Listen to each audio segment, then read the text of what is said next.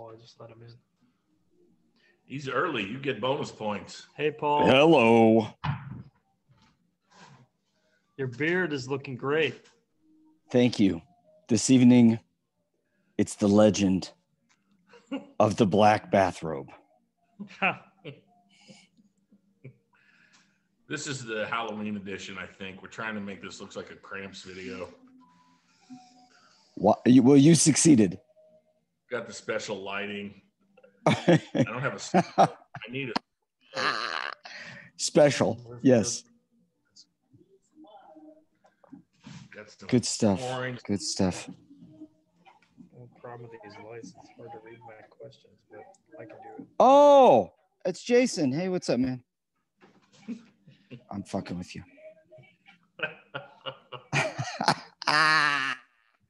Oh, Reverie says hi. Going that way, huh? Yeah, there you go. Look like movie producers.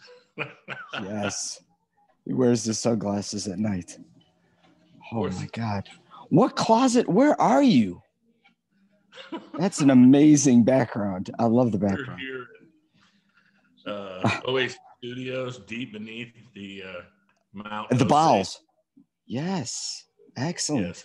Deep in the bowels of Missouri. We're here at the Greg Edmondson Memorial Black Box Theater. That's Greg is where I got the idea when I almost threw him off the balcony because Reverie's like, I'm sick of this motherfucker. That's where I got the idea for the black bathrobe. Yeah. There's a whole story there. And who's the tall, silver-headed bartender, rock and roller, buddy of Jim McGowan's? Brad Underwood. Yeah, Underwood. I think Underwood handed down the black bathrobe to. That's that bathrobe, Paul? That's you have it? Well, wink, wink. Yeah. No. There's like a secret hit team out looking for that thing. You better watch your. Oh, I'm always watching my back. Yes. They're going to be helicopter and haloing down any minute now. To get through all. What's funny is Underwood denies it's his. It is his. But it's like it's for a 6'5" dude. Right. Yeah, it's a 7 foot, long. Yes, the black bathrobe. Yeah, I had to do some. And I saw some him tailoring wearing it in St. Louis. I mean, I imagine you've kind of got that overdone sort of almost Truman Capote vibe with it kind of overflowing past your feet and. I don't know why I picked up Truman Capote. I just it is more of a shroud than really now at this point than anything. I'm sure Truman Capote liked peach juice in his drinks. Man, like Truman Capote always said, it's not who you invite to your Zoom, it's who you don't invite to your Zoom that really makes your Zoom. That's one of my favorite Capote quotes. That should be somebody should do an updated version of that play where he's trying to Zoom everybody that last night on on New Year's and nobody's right. Nice. It's all told from that perspective of him and right in the camera. Fuck. Whoever. I mean, I'm so feeling the Harry Houdini these days, though. On whoever said. Zooming is like a fucking seance. We're bringing that shit back. I can't hear you. Can you hear me? We're all just trying to bring the spirits in. Yeah. That's so. I guess what I'm trying to say without saying it is, I really love you fuckers. If I'll actually do one more Zoom, because I'm so. Yeah, it's got to be some good. I have to know. I'm gonna listen to some good shit because Zoom. Yeah. Are you gonna give me a manuscript in 2021? Yeah, anything you want. Okay. I'll stop putting 15 poems a day on 360. I love James, but okay, I'll relax. Get you some good stuff. Hey, you can keep putting them out because we assembled our last book from all MySpace posts for Jacob Johansson. So we'll just pull everything from 365 that you put out in the last year, and we got a manuscript. Cool. I'll tell you, Facebook announced today that they are taking down a lot of those old notes from years and years past. Really? They announced it just today, so we did it just in time. Got in under the wire. Nice. Yes. Very good. Yeah, the thing about my hellhole job is it's good bennies. So I've been 3 months now in and out of the psych ward. So I'm Zooming like 5 days a week with therapy groups, working on my breakthroughs. And I hope to ride that out till, I don't know, somewhere in the next year. Because if they'll pay you to not be there, I'm happy to sit in virtual Bob Newhart Zooms and talk with other people about their problems. So that's my current gig, and that's why you see a few more poems from me than maybe what I would normally have time to post. And if that doesn't work, there's electroshock, so a lot of improvements with that. So. I've heard good things. Yes. Your hair is so lustrous in that it wipes the lotions on its skin dungeon that you all are in. It's just, I can't stop looking at your hair, John. It's gorgeous. I did just take a shower, so it's probably pretty smooth. That's what it was. It's so silky. It's freshly conditioned. I'm feeling it from here. Yeah. I put a little mascara on my chest hair, so I tried to make that a little fluffier for the Zoom. You gotta keep it pretty. Yeah. Wow. That may be on my tombstone. He kept it pretty. Right. He was a pretty mess.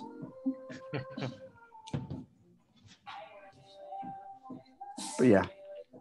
Do what you got to do, and I'll be here. All right. So let's see what this is. Okay, yeah, I already know it's starting soon. Facebook.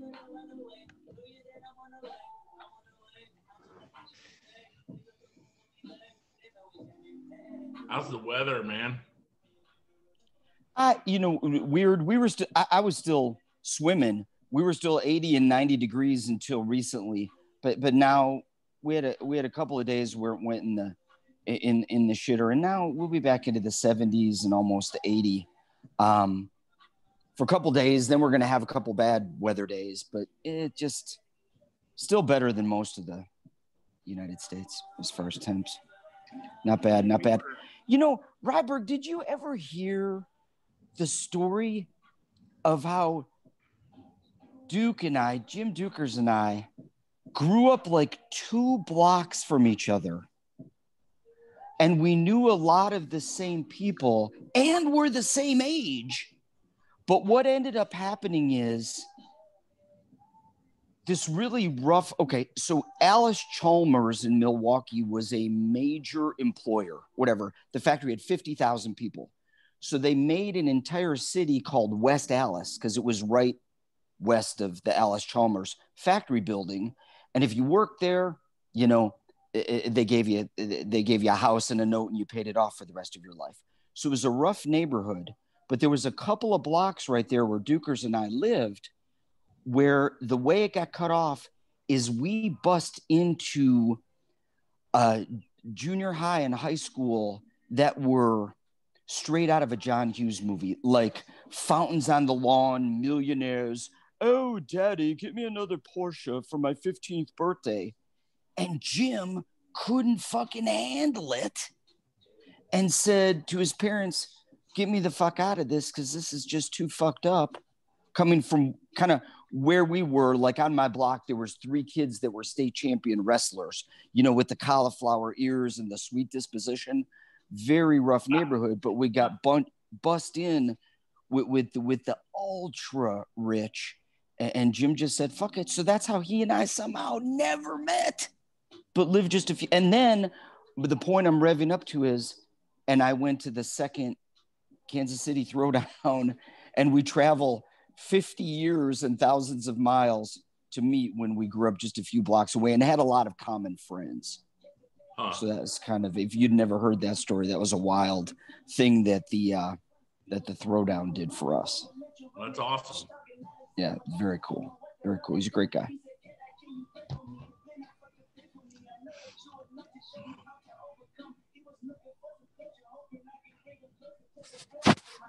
Yeah, when I met Jim, he was, I don't know what he was doing, but he worked for the Pittsburgh Opera. Really? I don't know in what capacity. Basso Profundo. Yeah. Poetry editor? No, probably not. I just remember that he had more money than anyone else. We were trying to convince him to give Juice money to get a hooker. Now, is there... Oh, Reverie won't care. Is there a hooker story in every city with y'all? Because I saw one posted here recently. Is there some... You're talking about the post about Matthew Haynes. Oh, no. Well, yeah, he... when Scott Silsby and Jason Baldinger first came to Indianapolis, Matthew, for some unknown reason, acquired them a prostitute. And he didn't tell them. So it was just very awkward. And Scott's a very nervous guy anyway, so... He was at the first Throwdown, so I got to meet him a little bit, but I would have really liked to have dug in with some of those other Pittsburgh, Christopher and Scott a little bit more. You know, of course I know Baldinger, but yeah. Yeah. Well, you know, you can go stay with Baldinger anytime. Oh yeah, in what's, I won't even say his name's old room. Jesus, oh yeah. I got some calls when all that was going down. Yeah. But I like the idea of Matt having a lot of hookers on speed dial. That's, you know, that makes everything seem to be right in the world. Doesn't seem out of place. Not in any way, shape. Hello, everybody. Oh, people. Hey, Agnes. How are you? Good. How are you? I'm good. I am not a night person. So, John, my apologies. I will not last till the end. I just kind of pop into my pumpkin times, but... Neither am I. But the only reason this was later is because Chase is in Los Angeles. Chase is on the West Coast. Yeah, that's what I figured. Yeah. So, yeah. I tried to do this earlier on a Sunday instead of Saturdays, but nobody showed up. So... It's always hit and miss. I mean, whether people show up on a Saturday night, it's really... I have not found a time where people consistently want to Zoom, so... Yeah, we just had a big conversation about how Zooms make me feel like Harry Houdini, and I'm trying to do some sort of a seance. I can't hear you. Can you hear me? Yeah. I teach, and so half my classes on Zoom, and it's really odd. Yeah, my wife teaches high school English, and trying to get all those kids to react from the couch or the bed. It's just... Chase. Hey there. Chase. Hey, Agnes. Nice to meet you. Hey, Chase. Nice to see you, Paul. I'll be back. Great to see you. Okay. Oh, that's loud. Flamingos.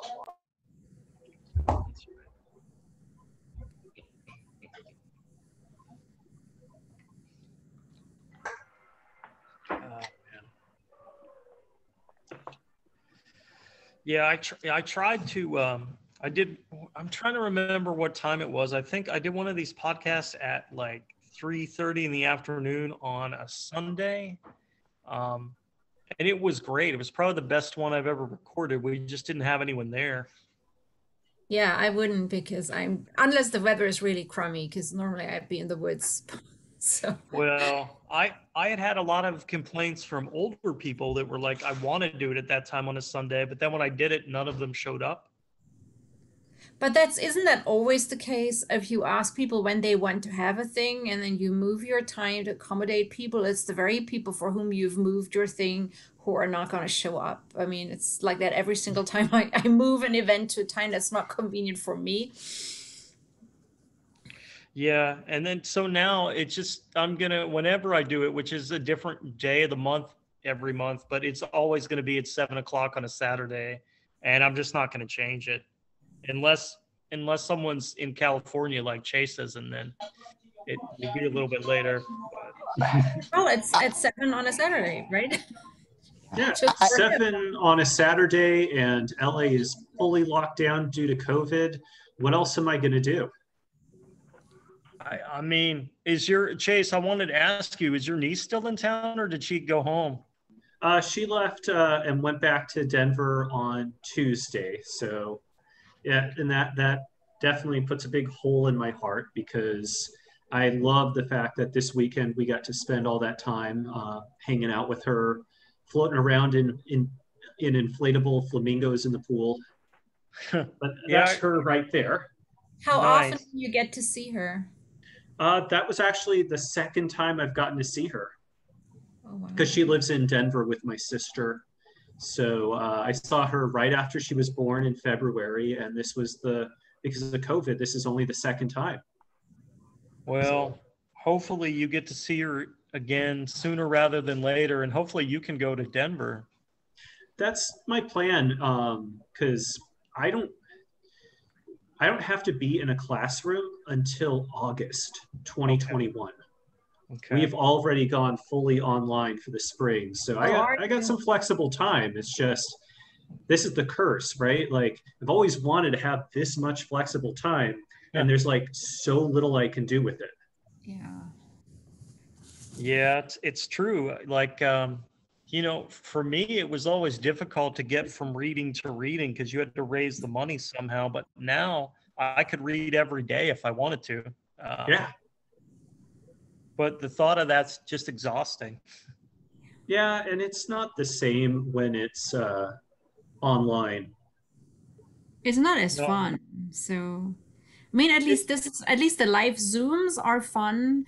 What I mhm. found really strange was this reading where the facilitator only has the presenters on Zoom and the audience is on Facebook Live, and you see not if there's anybody even listening. So, Yeah. Right, right. It's much more fun in this type of an environment where you can see everybody and it's a social thing, because I mean that's what we're really missing the most in the COVID world is the social aspect. It's the making a connection with people. That's that's it.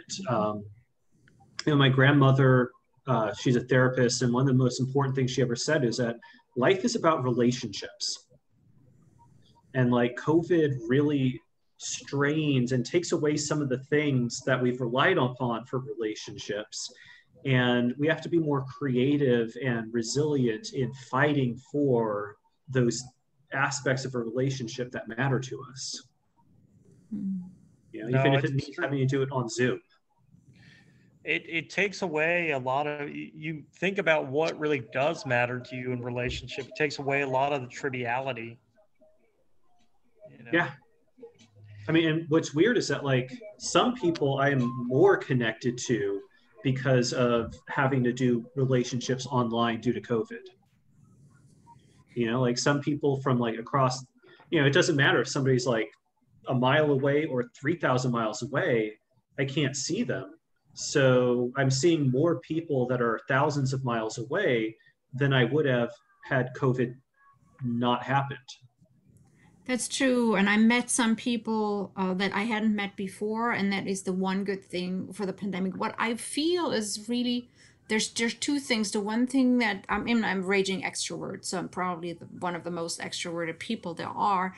It's all the little daily interactions that aren't the deeply meaningful conversation about the meaning of life or your ethics system, but are just, hey, how was your weekend? Stepping in at the secretaries, walking past an open office, poking your head into a Mm-hmm. colleague, chatting with a person at the grocery store. And they're all not, each interaction in itself is not very meaningful, but taken together, they kind of make the glue that makes you feel like you're part of a community.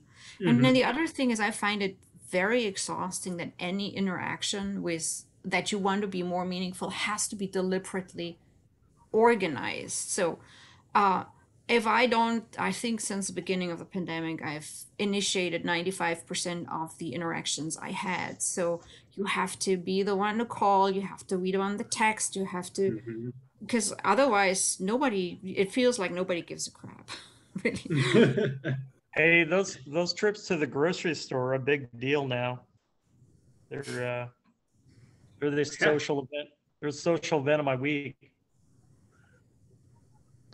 Yeah, I mean, I hardly ever even get to stores anymore. Yeah, we can still do that. Chase, I've been wondering, what is Jeff Wine doing through this pandemic?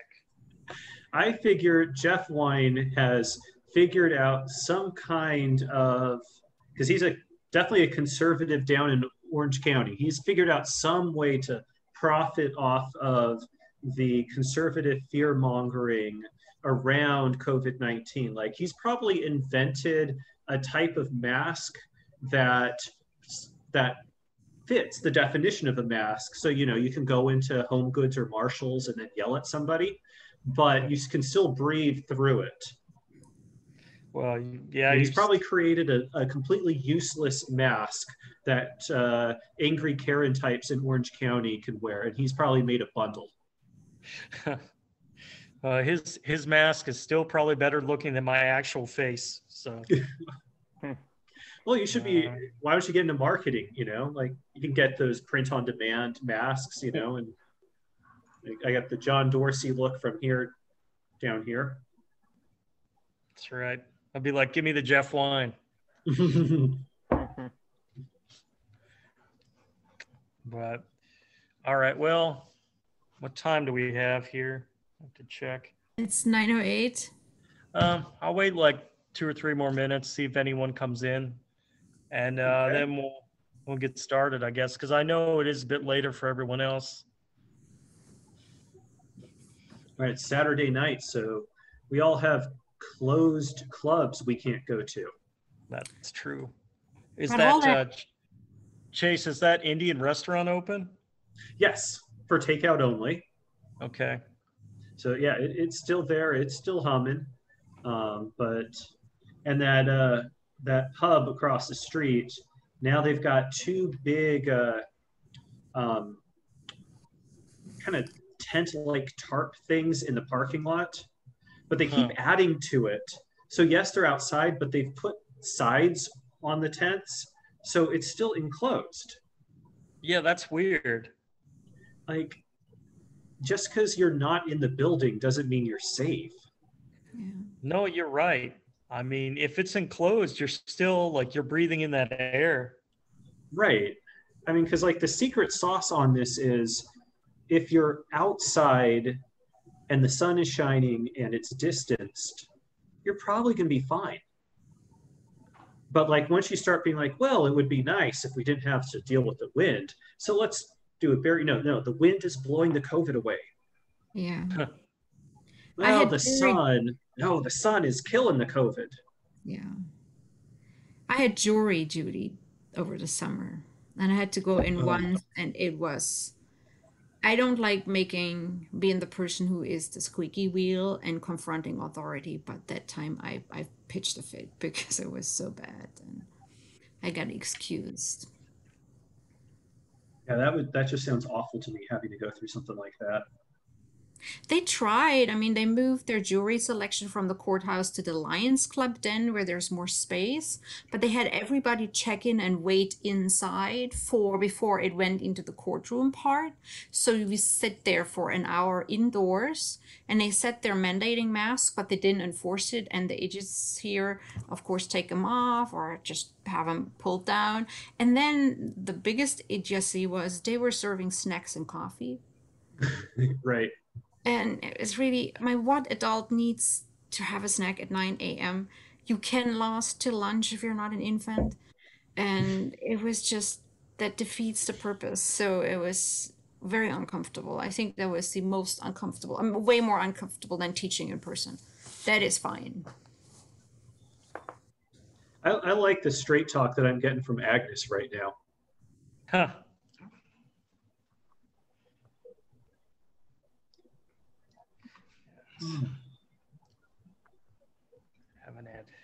Haven't had jury duty in a long time. I didn't even think about that. Yeah, I haven't either in a long time. Not since I moved back to LA. It's bizarre. Didn't get it in Florida. Didn't get it in Missouri. Yeah, the last 4 years I was in Toledo, I got it 4 years in a row. Wow. And then they have a policy, like if you've had it been called 4 times, they can't call you a fifth. They have to skip a year. But I moved that next year anyway, so it didn't even matter. But I'm just going to check. I have a few notifications on my Facebook page. I want to see if anyone's trying to get in here. Okay.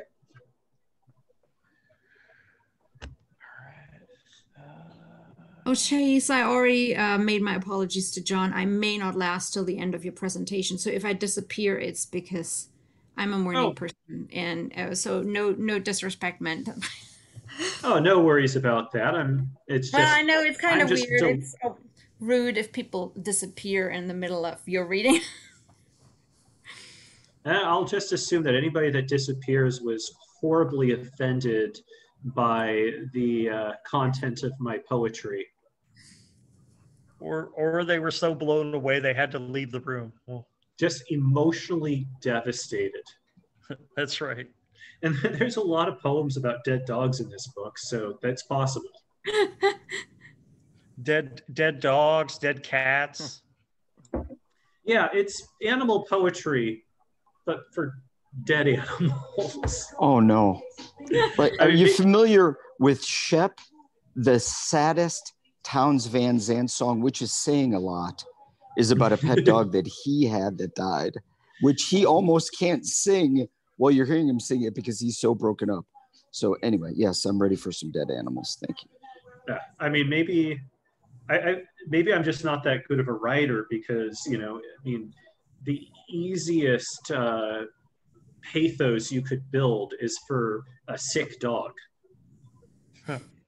Like that, like I don't have to do that much as a writer to make people feel emotionally stirred by writing about sick and dying animals. And what is it about the COVID world that I'm more comfortable asking someone, but tell me about that time your favorite pet died, than asking them, how is your day going today? That's like a terrifying question to me right now. I was thinking about that with when Agnes was talking about missing the day-to-day interactions, and to be honest, that's kind of good for me because the small talk of day-to-day interactions have never been my strong suit. I'm not really good with sustaining a conversation based on how is the weather, I just can't jump in like, how is the weather? Well, it really makes me think about the melting of the polar ice caps. I got it. It just doesn't feel like I'm all the methane coming up out of the Siberian tundra. Yeah. Right. It just doesn't feel like a conversation. Like I don't feel like I'm making a connection unless I'm talking about something that matters. Yeah, but when I meant small talk, it's not, people aren't talking about the weather, but it's like the 2 minutes you ask your secretary, how's your mom doing? Or you ask your colleague, how was your hike on the weekend? I mean, all those things in the big scheme, they're not really super important, but it's these, I think these are all little bits of connection. You don't just talk talk, but it's connecting. And I'm totally miss my students. So Me too.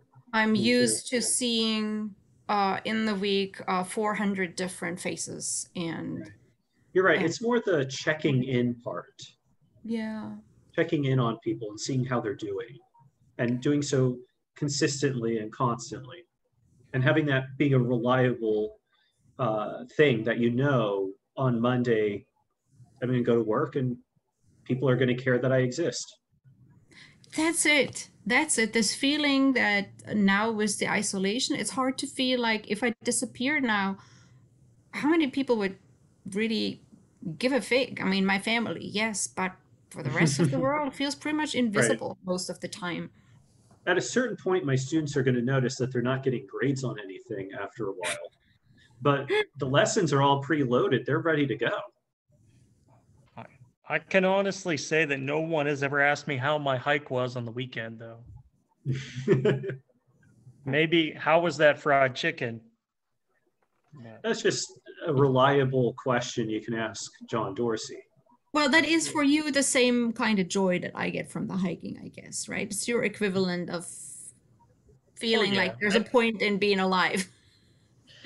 Yeah, I guess so. And poetry is that. I've often said if I wasn't involved in all of this, I probably would have killed myself a long time ago.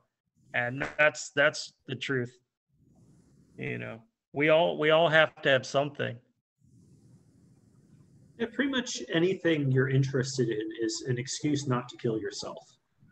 I suppose so. Yeah, like the films of Nicolas Cage. Reason to stay alive. But which era of Nicolas Cage films are we talking about? Because there's definitely a reason to stay alive era and a reason not to era. But depending on who you talk to, it could be either. Chase, there's a reason for him not to stay alive, but for me, like, it's all good. It's a long way from Cotton Club to Con Air. I'm even going more recent than Con Air, so that's downright Citizen Kane. But all right, well, it's about a quarter after, so right. I'm gonna get started, and if people wander in, I'll let them in. Sure. Chase, how I've been doing this the last few times is I'm going to ask you a few questions, and then I'm going to have you read a few poems, and I'll kind of alternate that way. Okay. If that works. Yeah, sure. By the way, I love the setup that you've got, John. You look like you're in like some kind of college bar. You know, you're kind of a punk band that's only done a few gigs so far, but you got a lot of moxie. Well, yeah, and the Rohypnol is flowing like a river in my club. But no, actually, Jason Reberg is here beside me, and he's kind of designed this little black box theater. I love it with the lights. You're glowing in this pink. Which building are you in? Are you in Jason's house or? Oh no! What did you say, Agnes? Which building are you guys in right now? We're in the Greg Edmondson Memorial Black Box Theater right here, as I like to refer to it. So it's in the house next to yours. Yes. Okay. Okay, and now I'm gonna have everyone else turn their mic off except for Chase. So, are you okay over there? I think so. All right. Can you see? Not well. Cool. Chase, I wanted to ask you, I've spent like the better part of today reading your book, which is pretty fantastic. My favorite poem in the book is actually your poem Ray Cats. Ooh, okay. I'll put that on my list to read. Yeah, and I like several of them, but I don't know why that piece in particular just kind of spoke to me. I was wondering if you could tell me, like, throughout the book, obviously it's thematic, and you deal a lot more with biology, human biology, animal biology of all sorts. Why? What is? You know, it's a basic thing with a lot of layers, but what led you to write in that direction, I guess, with that sort of focus? Well, that was a really good poem to kind of get at the core thematically of what I was really interested in exploring in this book. So the title, Sentinel Species, refers to species of animals whose behaviors can clue us into a threat in our environment that we as humans cannot perceive. So my buddy Dallas Robinson, who designed the cover, very astutely decided to put the canary on the front. And the canary is probably the most famous sentinel species because they're used traditionally by coal miners down deep in the coal mines to gauge carbon monoxide. So when the canary faints, you know there's carbon monoxide in the air and you get out of the mine. And there's a canary poem in the back of in the book. But so that's a sentinel species, and any other animal whose behavior is odd, confusing, or clues us into a danger. And so this book is all about exploring the relationships we have with animals, nature, anything in the natural environment, and looking at them in ways that try to clue us into what it means to be human, what's going on in our society, how we ourselves are impacting the environment. And so Ray Cats comes from, well, two levels there, because it's both about my cat who died last year, Charlie, and it's also about nuclear waste. Two things that usually go together when you're thinking about your cat. So Ray Cats are actually a real existing thing. Back about 30 years ago in the 80s, I guess that's almost 40 years now. So a bunch of scientists posed a problem that we have all of this nuclear waste from the nuclear age that fueled our bombs, fueled our energy, and gave us all these hopes of a new optimistic future. But the problem is that nuclear waste takes forever to be non-radioactive. And we like to seal it up in a big drum, bury it in somewhere in the Nevada desert, and then just feel like, okay, it's away from us. But the problem is that the half-life is something like 10,000 years. And so the problem is that it's hard to then think about what's the world going to be like in 10,000 years. I mean, we have barely an idea of what the world was like 6,000 years ago.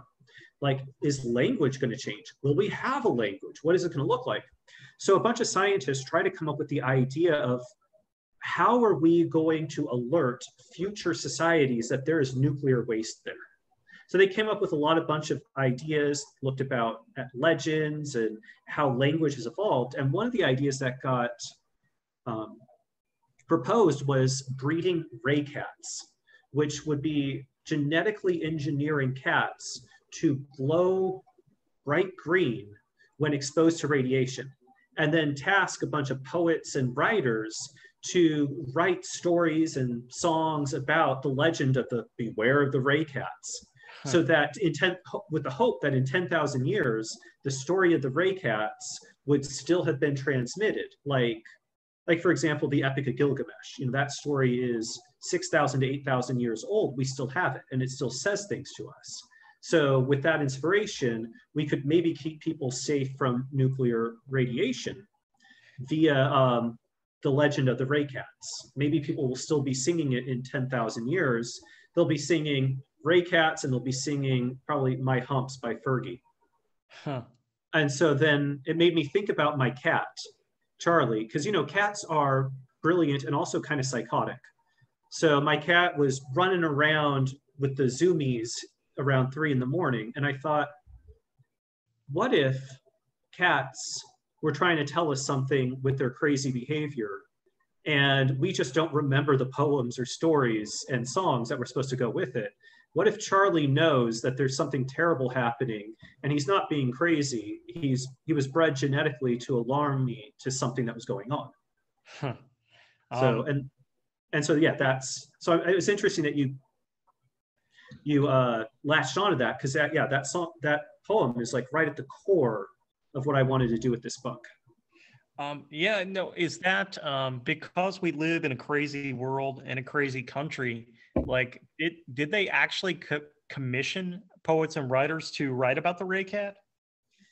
No, unfortunately, it didn't get any steam beyond just being proposed at some conferences, though I still think it's a great idea. Yeah, I could actually see our government doing that. So Right. We're not going to try to deal with like a responsible way to handle nuclear waste.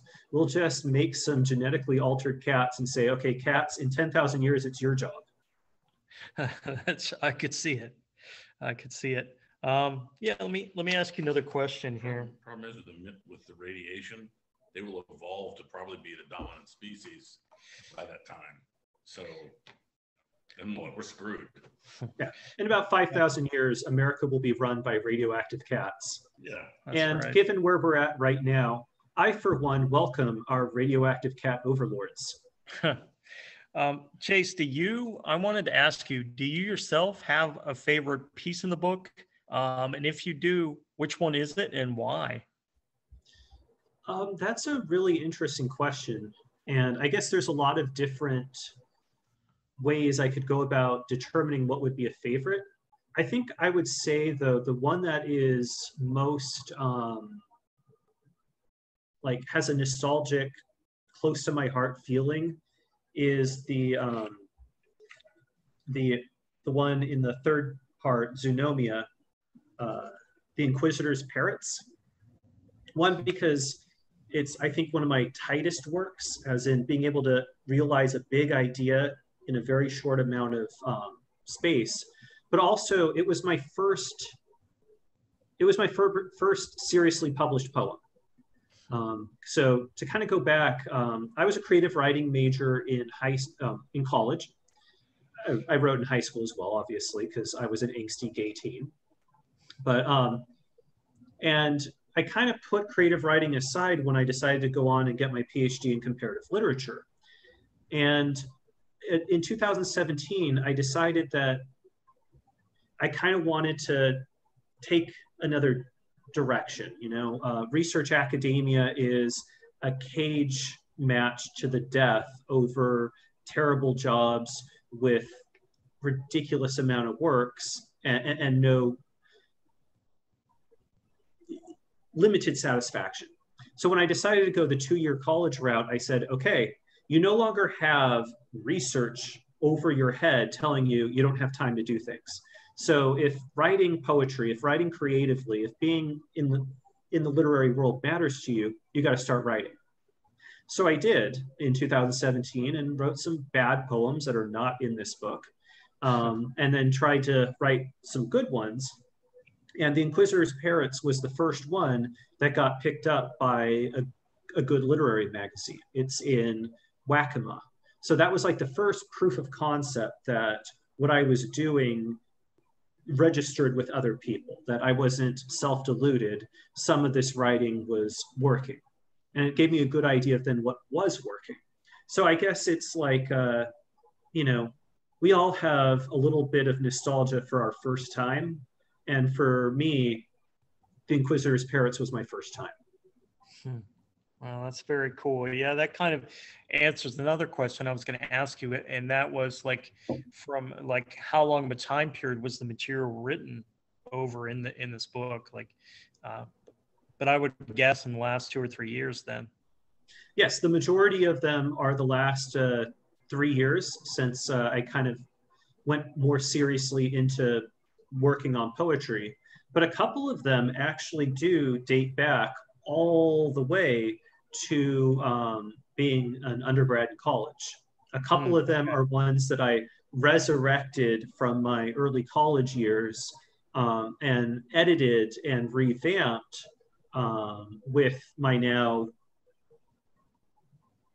running headfirst into that brick wall of middle age perspective that I have now. You know, I looked back at some of the stuff from when I was younger and say, okay, where did younger me have some good ideas, but needed a little bit more perspective? You know, needed to be a little bit less of an angsty punk, but still have that angsty punk purple mohawk, which I had when I was in college. You know, that energy and that resistance and that defiance. Let's harness that, but also know where to direct it. So a couple of the poems here actually do date back to me having a purple mohawk. Let's see, especially the one burying my dog behind the Ronald Reagan Presidential Library. I wrote that as Ronald Reagan was being buried in the Presidential Library 1 mile from where I grew up. Which is a great poem. That has a lot of humor in it that I really enjoyed. Of course, you mentioned Ronald Reagan in a few different poems. Well, he's buried in where I grew up in Simi Valley, and his presidential library is also, it's on top of the hills because it's a valley. It's 360 degrees of mountains. So he's got this big monument to himself up on those mountains. And the Republicans always have debates and events up there. So there's this shrine to conservatism that overlooks where I grew up and where my parents currently live. So it makes sense that Reagan would be referenced several times in my work because his shadow looms over this land that formed me. And it's the funniest thing because I mean, I grew up in LA, so you wouldn't think like, you know, I have this conservative, you know, specter that is haunting me. But also, he was an actor and an entertainer. He starred in a movie with a chimp, you know, so he Perhaps is Holly. his best film. Well, I don't know. The Newt Rockney story is pretty good, but I like a good football movie. But yeah, so he is, it's funny, he is this icon of the conservative world, and yet he is as much a polished Hollywood liberal dream factory, not the real America product, and yet he is the patron saint. So that contradiction in him, that way in which we all in America kind of sees what they want to see in him, that actually kind of fits perfectly for growing up in LA. And yeah, he still haunts the land these days. I'm going to ask you one more question, and we'll get into some poems. You kind of addressed it already, and I wanted to ask, like, when you were working on this book, how much did the editing process come into play, and how much of the material is just like straight out of your head, I guess? How basically, I'm asking how much what is your process like? Man, I wish I had a great answer, because that would then say that I've got a good process. Because it could be a little bit haphazard at times. Sometimes a poem comes out of me and it just flows line by line by line by line, you know? And the way that that poem reads could show that that's how I wrote it. You know, some poems just feel like it's a very short rant or just flowing of an idea that you had, you know, 60 seconds, here's the idea, step, step, step, step, step, done. A couple of poems are like that. In general, most of these poems went through a pretty rigorous process of editing. A lot of them got sent to friends, especially Dan Crocker and Mike James saw a lot of the poems before they went anywhere, especially the ones that I wrote in 2017, 2018, when I was still getting my footing. Those were two writers that I really made as my benchmarks to say that if it's as good as something either Mike or Dan would write, then it's good enough to put out in the world. So having their perspective mattered. Dan's a little bit more of a cheerleader, whereas Mike is a little bit more tough, which is fantastic. That's the formula I work the best on. Like when I was writing my dissertation for my PhD, I had one professor who was just the cheerleader and everything was great, and the other one who was tough. And that's the environment I work most productively in. But yeah, a lot of these poems are pieces that start with a main idea, and then I go somewhere, and then sometimes I'm like, nope, that was the wrong way to go. Like the poem about my niece Nellie, Imitation Unicorns. It has a piece in it that was almost an entire poem by itself, and I sent it to Mike James, and he's like, "You got a good idea here, but I don't like what you did with it." So I kind of let it go. It's the part of that poem that talks about Marco Polo. So I just kind of held it because that's an idea. And then it was an idea waiting for its poem. And when I started writing writing a poem for my niece about unicorns, because when I first met her and held her, she had a unicorn onesie on with little unicorn feet. And so thus, when I was writing about her, starting with the idea of unicorns, that's when that piece, that little fragment I had about Marco Polo complaining about unicorns, that's when it found a home. So that editing process of working on segments, because something can be a piece of a poem, it just doesn't have its home yet.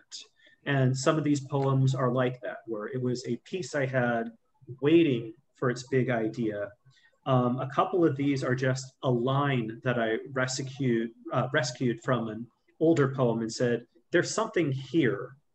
It's not in the right place, but if I bracket it the right way, it'll become something.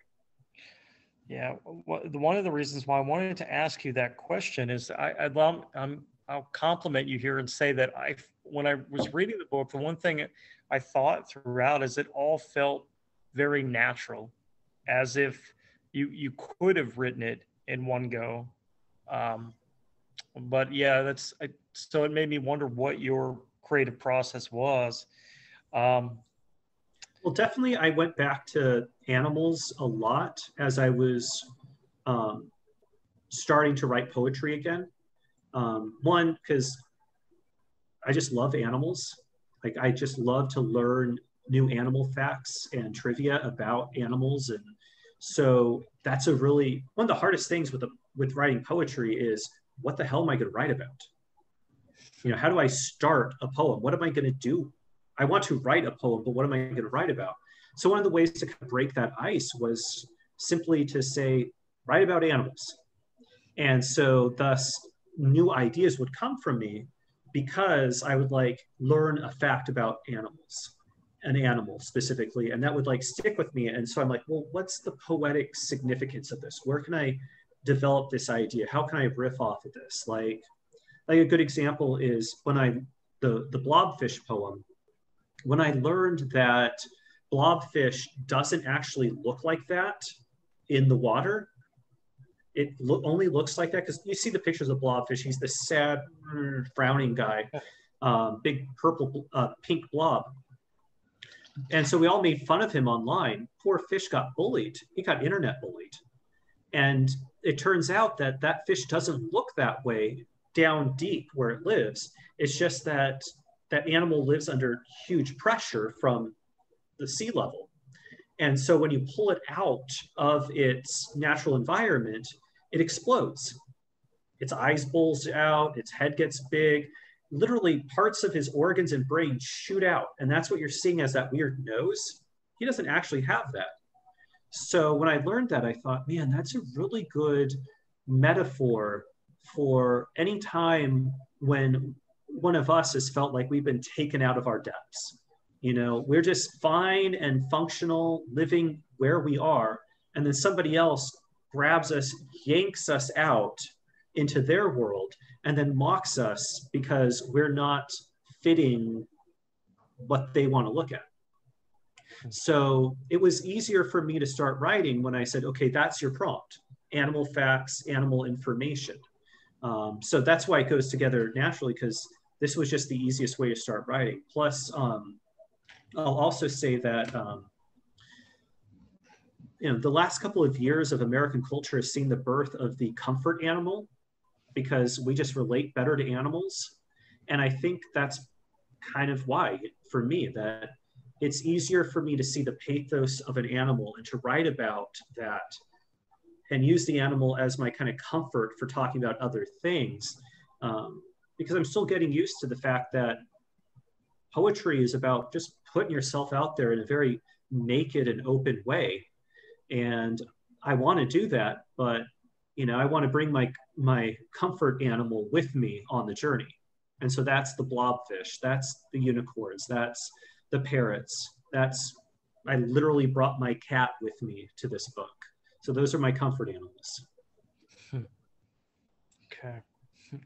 Well, I just want to let everyone know, because I'm bad about this, that the program you're listening to is OAC Books Presents, and my guest is Chase Dimock, and we are recording from Osage Arts Community in Bell, Missouri, in Jason Reberg's Black Box Theater. Yeah, I'm always bad about actually saying the name of the program before I get started. So now that I've done that, Chase, if you would read, you know, somewhere between maybe like 3 to 5 poems, and then we'll talk a little more. Well, it would make sense now to read the poems that we just talked about. Oh yeah, sure. Whatever you like. All All right, so I'll read a couple of the ones that we just chatted about. Let's see, and I'll do it in order which I can find them in the table of contents. So I got my book here, Sentinel Species.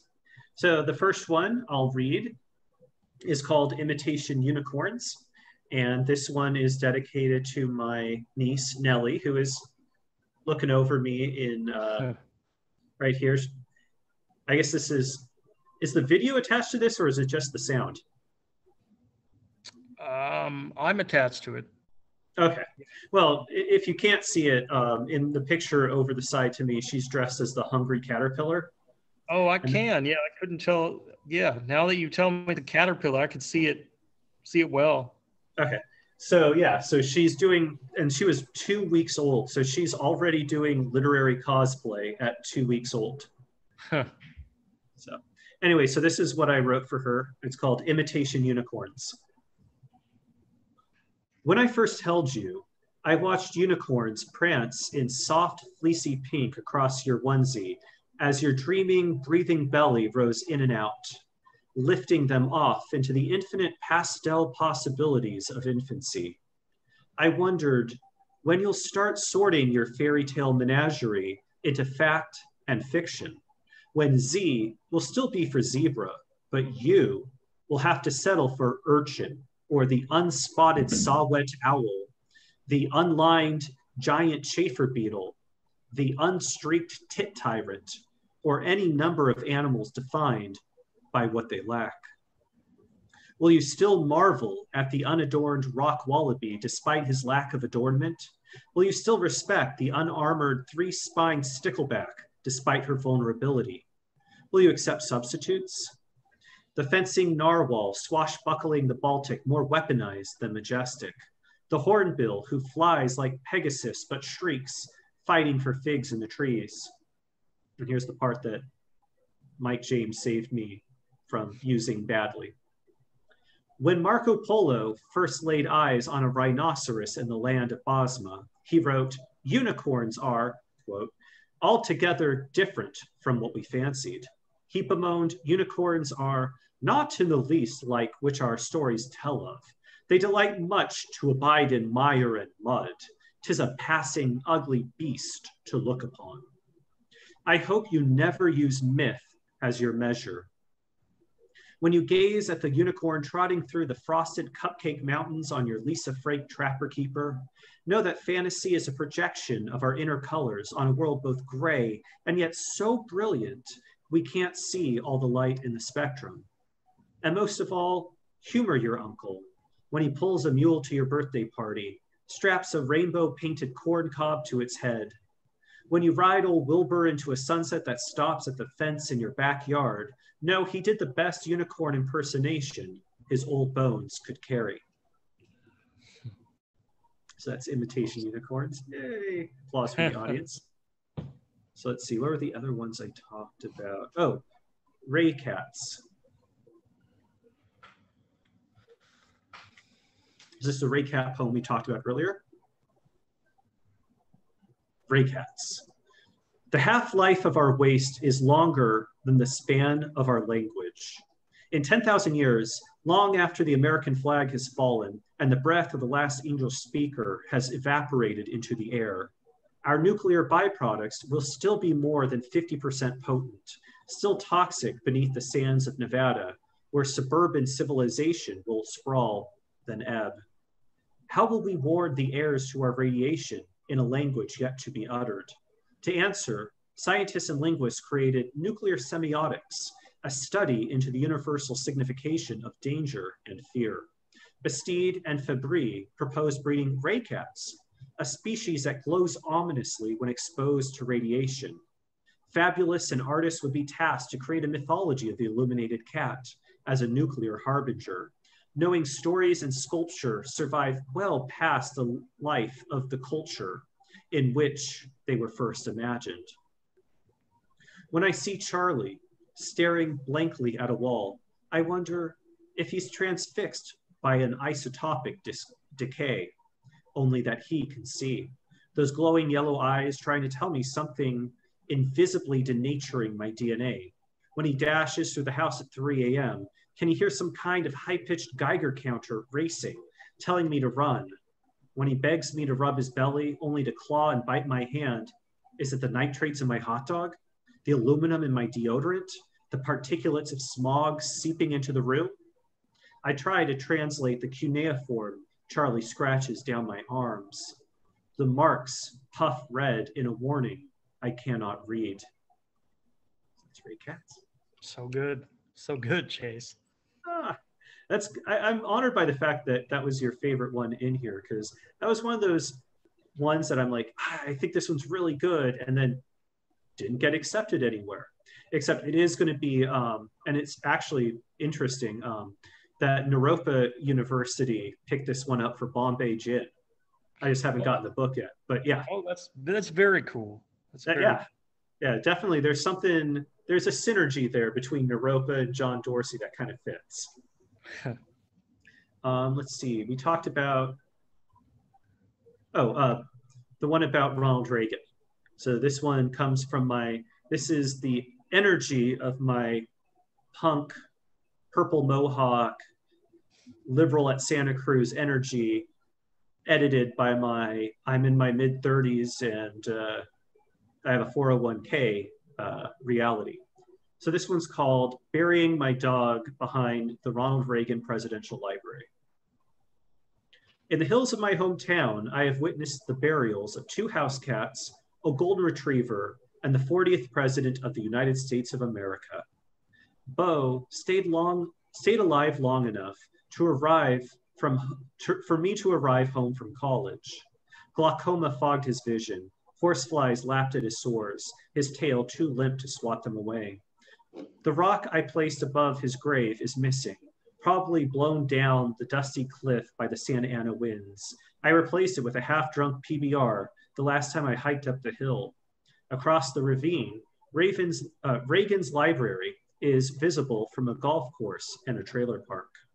When Reagan died, an old man spent 2 weeks on a freeway overpass holding up an autographed picture, burning jelly bean-shaped carcinoma into his bald head, with not so much as a puffy VFW post hat to shield the sun.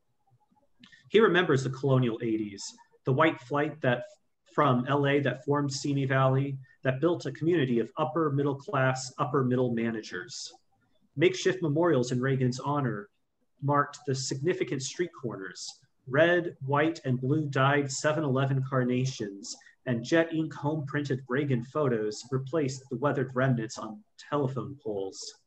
Tattered posters of lost pets, campaign posters, frayed yellow support our troops ribbons, and the wax of the candlelight vigil where Joey was hit on his bike.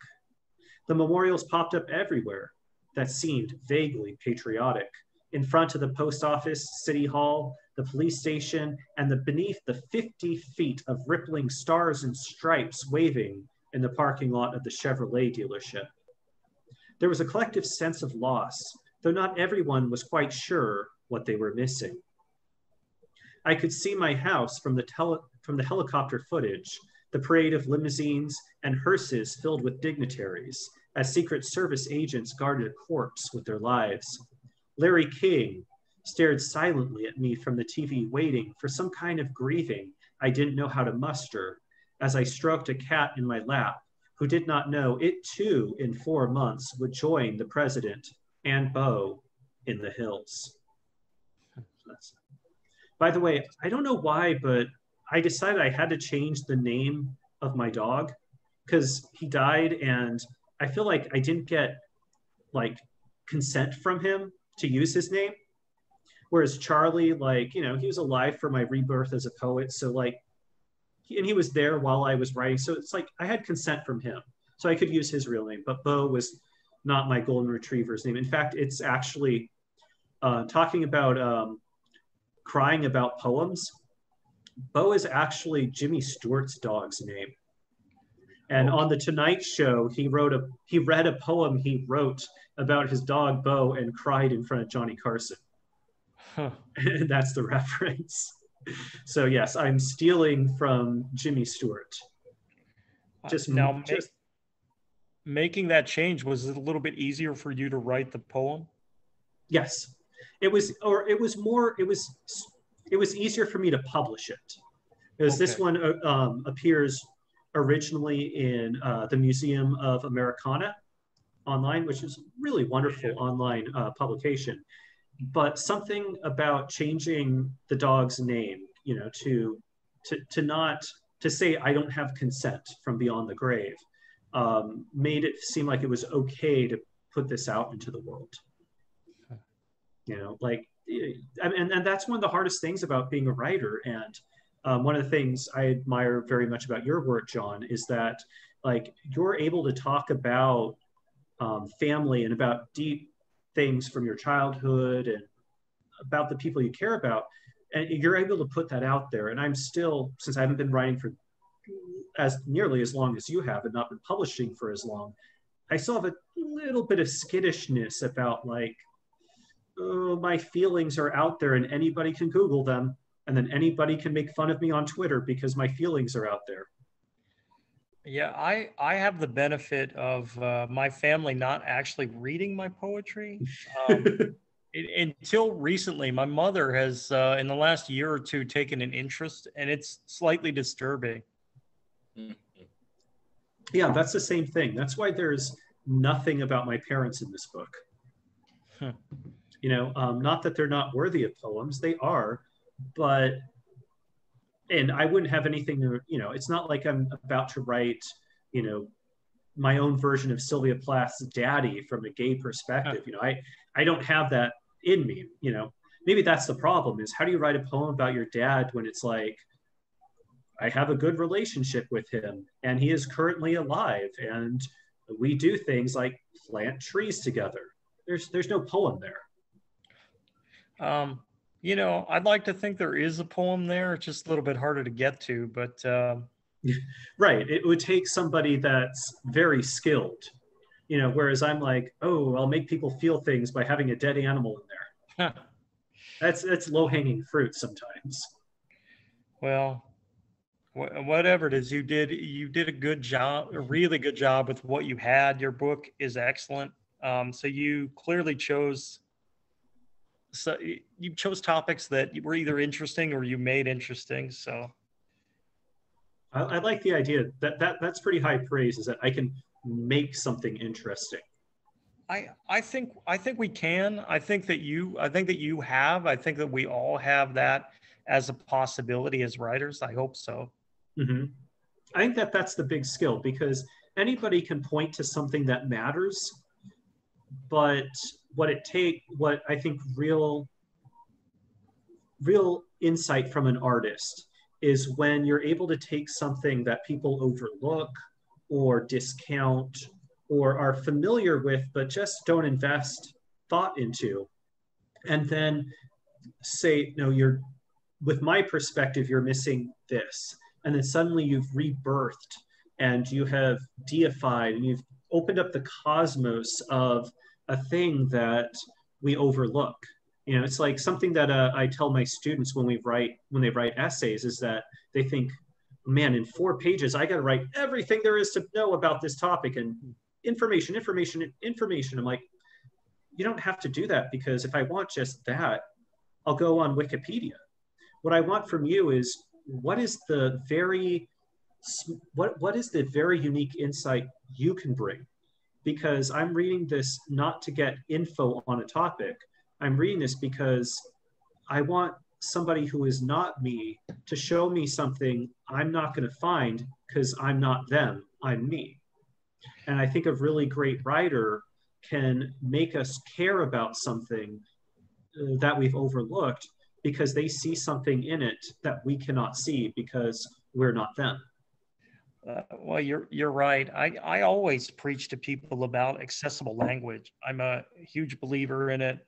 And I think like part of what you're getting into and part of what I love about poetry is the ability to make things that are important to you important to someone else as well.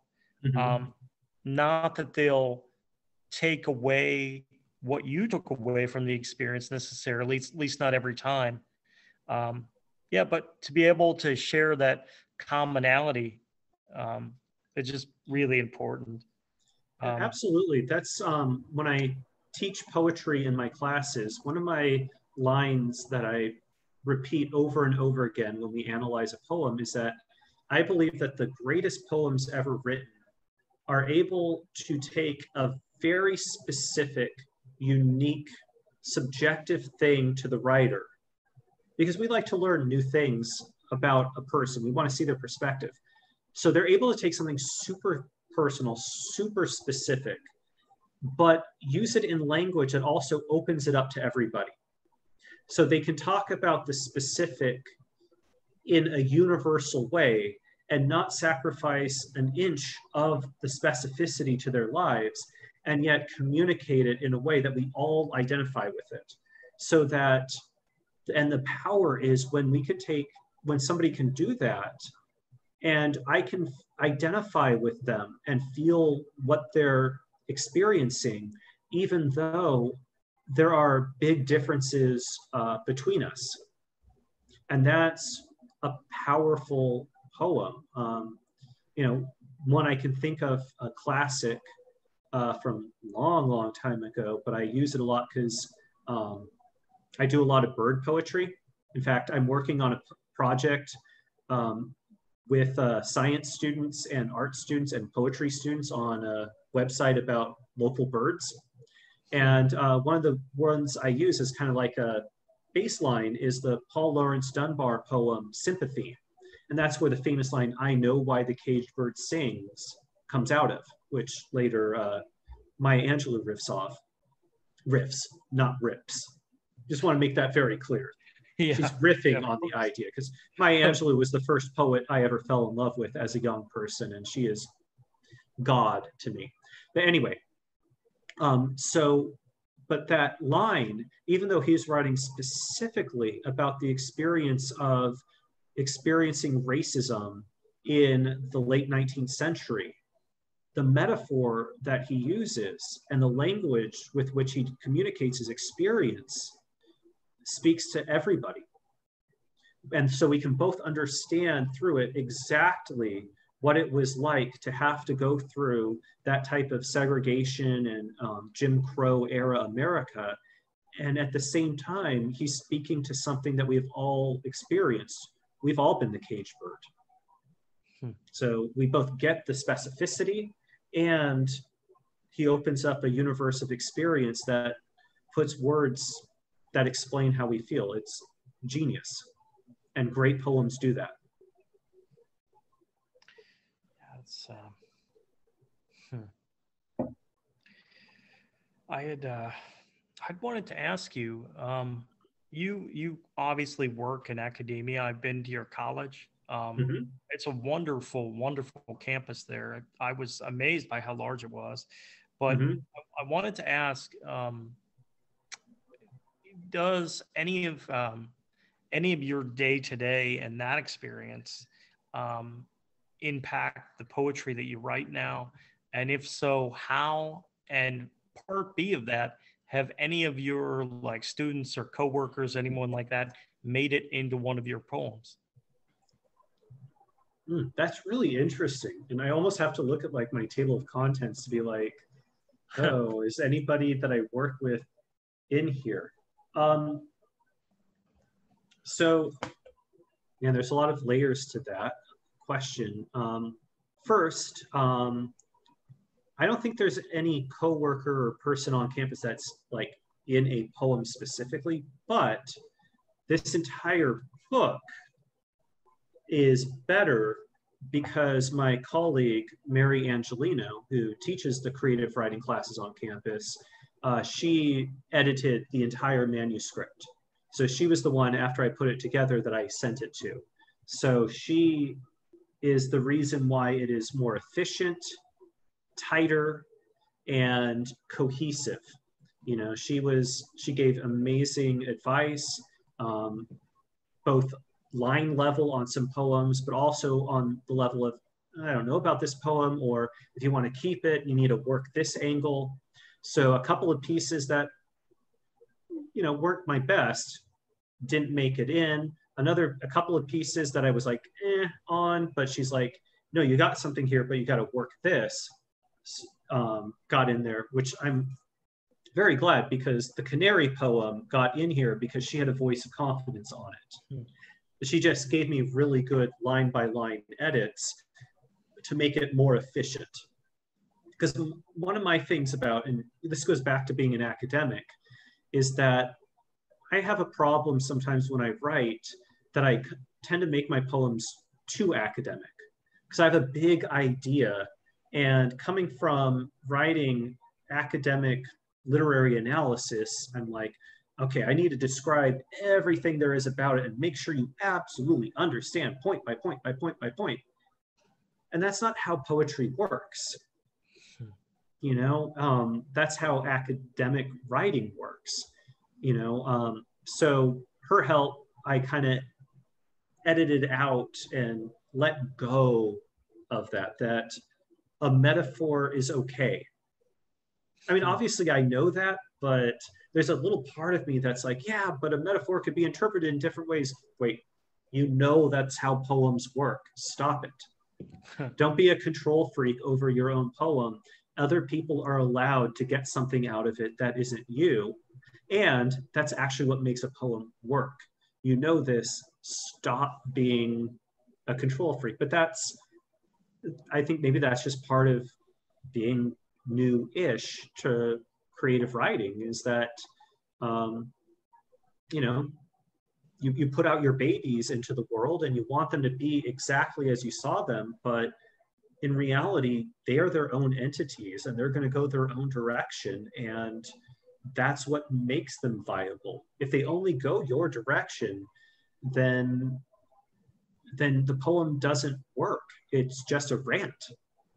Instead, it has to open up ideas to other people. But yeah, definitely this is populated by my experience in academia. And there's one poem that is specifically a product of my work at College of the Canyons. And that one is, where is it? It's page 85. It's Shooting the Janitor, about vultures. And it's specifically, it goes back to what I was talking about the bird project. So me and the biology professor and the art professor decided to do a collaborative project on campus between the bio students, the art students, and poetry students. And so what we did was we created a website about birds that you can spot on our campus at College of the Canyons.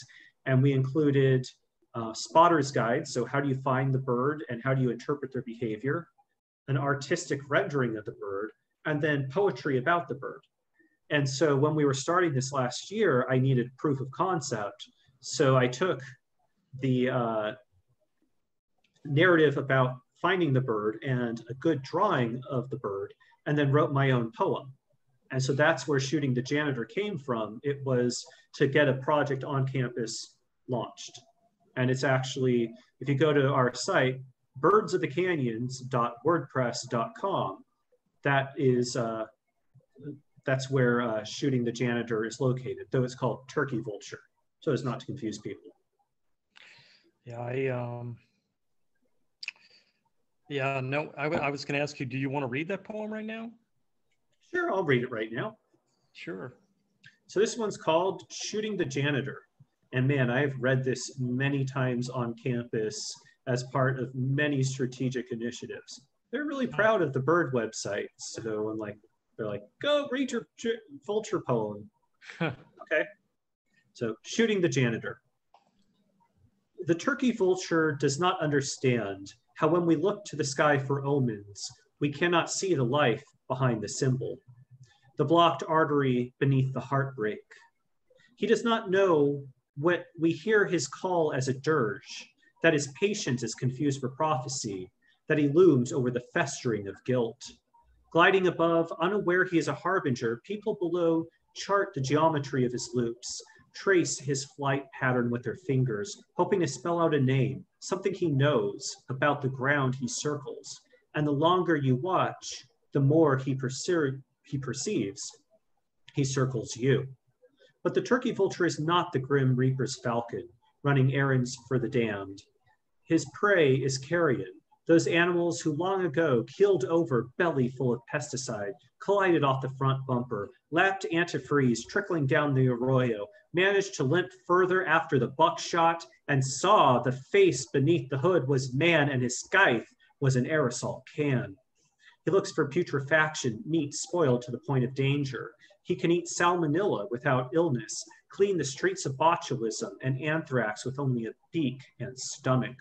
No, the turkey vulture isn't coming for us. He is the coroner and the janitor swooping in long after we fled the scene. He swallows our casualties and digests the evidence. And that one too is inspired by a fact. In fact, I literally last night recorded a video to talk to the poetry students who are going to write more bird poems for our project. And I read the piece. And I talked to them about the fact that I wrote this based on the research that the biology students did about vultures. And what I learned is that they could eat salmonella and anthrax. And what that made me realize was that our metaphor about the vulture, anytime you see them on TV or in a cartoon, they're always that symbol of you're going to die. So we think of the vultures as being like menacing and hovering over us because we've defined their existence based on human feelings. But in reality, they're the opposite. They're not telling us we're going to die. They're helping us live because we are the ones that are running over animals and killing them needlessly. And the vulture is coming in and eating the carcass. So not only are they eliminating that reminder that we have of the fact that we are killing animals needlessly and stupidly, but also they're cleaning up the carcass that could kill us with salmonella and anthrax. So our metaphor is the opposite of the reality of what a vulture is doing for us. And that's a problem, is I think a lot of animals are dying because of metaphor. As it so often is in our culture with any number of things. Yeah, like after Jaws, when people were like, yeah, let's kill all the sharks. No, they're kind of creating they're an important part of the ecosystem. And without them, we're not going to have the seafood that we want. Speaking about like killing, eating the carcasses, one of my other favorite poems in your book was the Young Coroner poem. Oh, okay. Which I thought was a lot of fun. And the one thing I wanted to ask you about that poem, obviously you're not a coroner in real life, but I wondered if the character within the poem was you just because of his like interest in all of that and your interest in biology in this book. I wondered if you were the young coroner in a way. Yeah, he is me. Yeah. Yeah, well, that goes back to the writing about your family and everything. So I had to change a few elements of that. But yeah, and now I have to flip back to that one because I'm like, okay, which version of that? That's on page 17.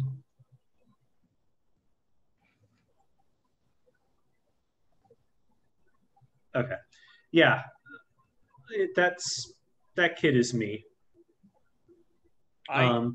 Because of especially didn't we all poke at the cellophane wrapped ground beef, and like see the blood go and ew and yeah.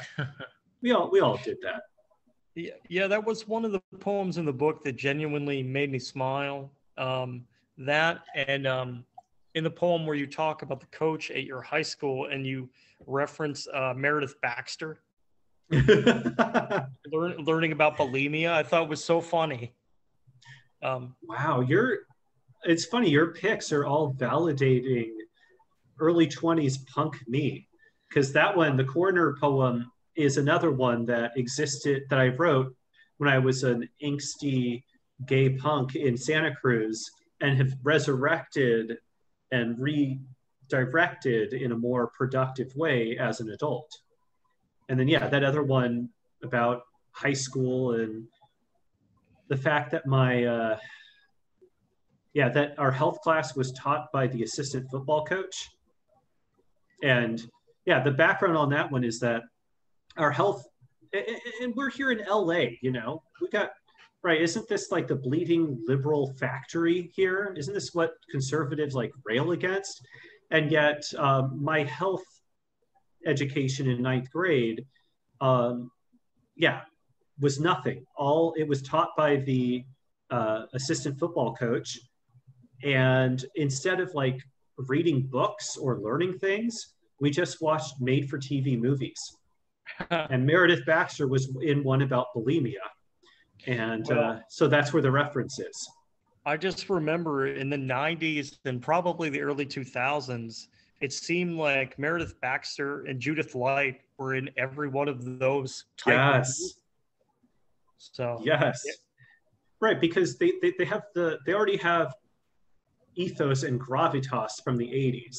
Like, am I going to learn about bulimia? I don't know. Wait, it's the mom from Family Ties. Yeah, I'm paying attention now. Same thing with Judith Light, because even though the show asked the existential question, who's the boss? If you watch the show, you knew Judith Light's the boss. Because she kind of owned the home and was paying Tony Danza to clean her house. So why was that even a question? Judith Light was the boss.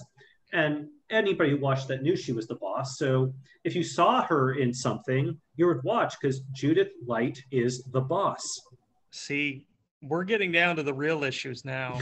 And these are the type of questions my poems answer. Would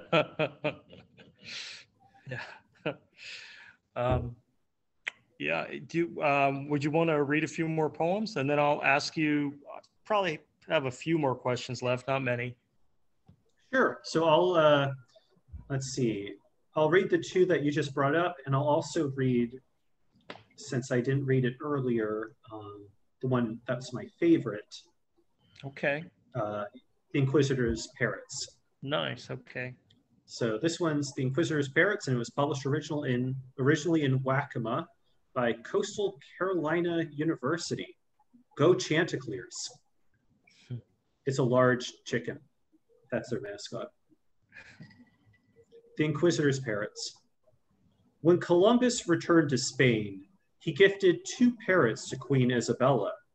History cannot tell us how long it took until the birds had forgotten the language of the Taino they mimicked on the island. And if the Spaniards ever registered those sounds as distinct words or assumed they were meaningless squawks. We do not know if the sailors, tired of hearing the parrots screech for home, stowed them deep in the brig, where they slept a 4-month night. Or if they bonded with their captors, perched on their shoulders and learned the Spanish tongue. There are no records of their lives in Spain or what they witnessed in the royal councils. We do not know if they were bribed with olives to teach them to shriek, "Ah, auto de fe, auto de fe," as the condemned was mortified before the crowd, or if the parrots themselves ended their lives on the braziers, having revealed too much. All right, so 2 more. So let's see, Coroner and, Patient Zero. Okay.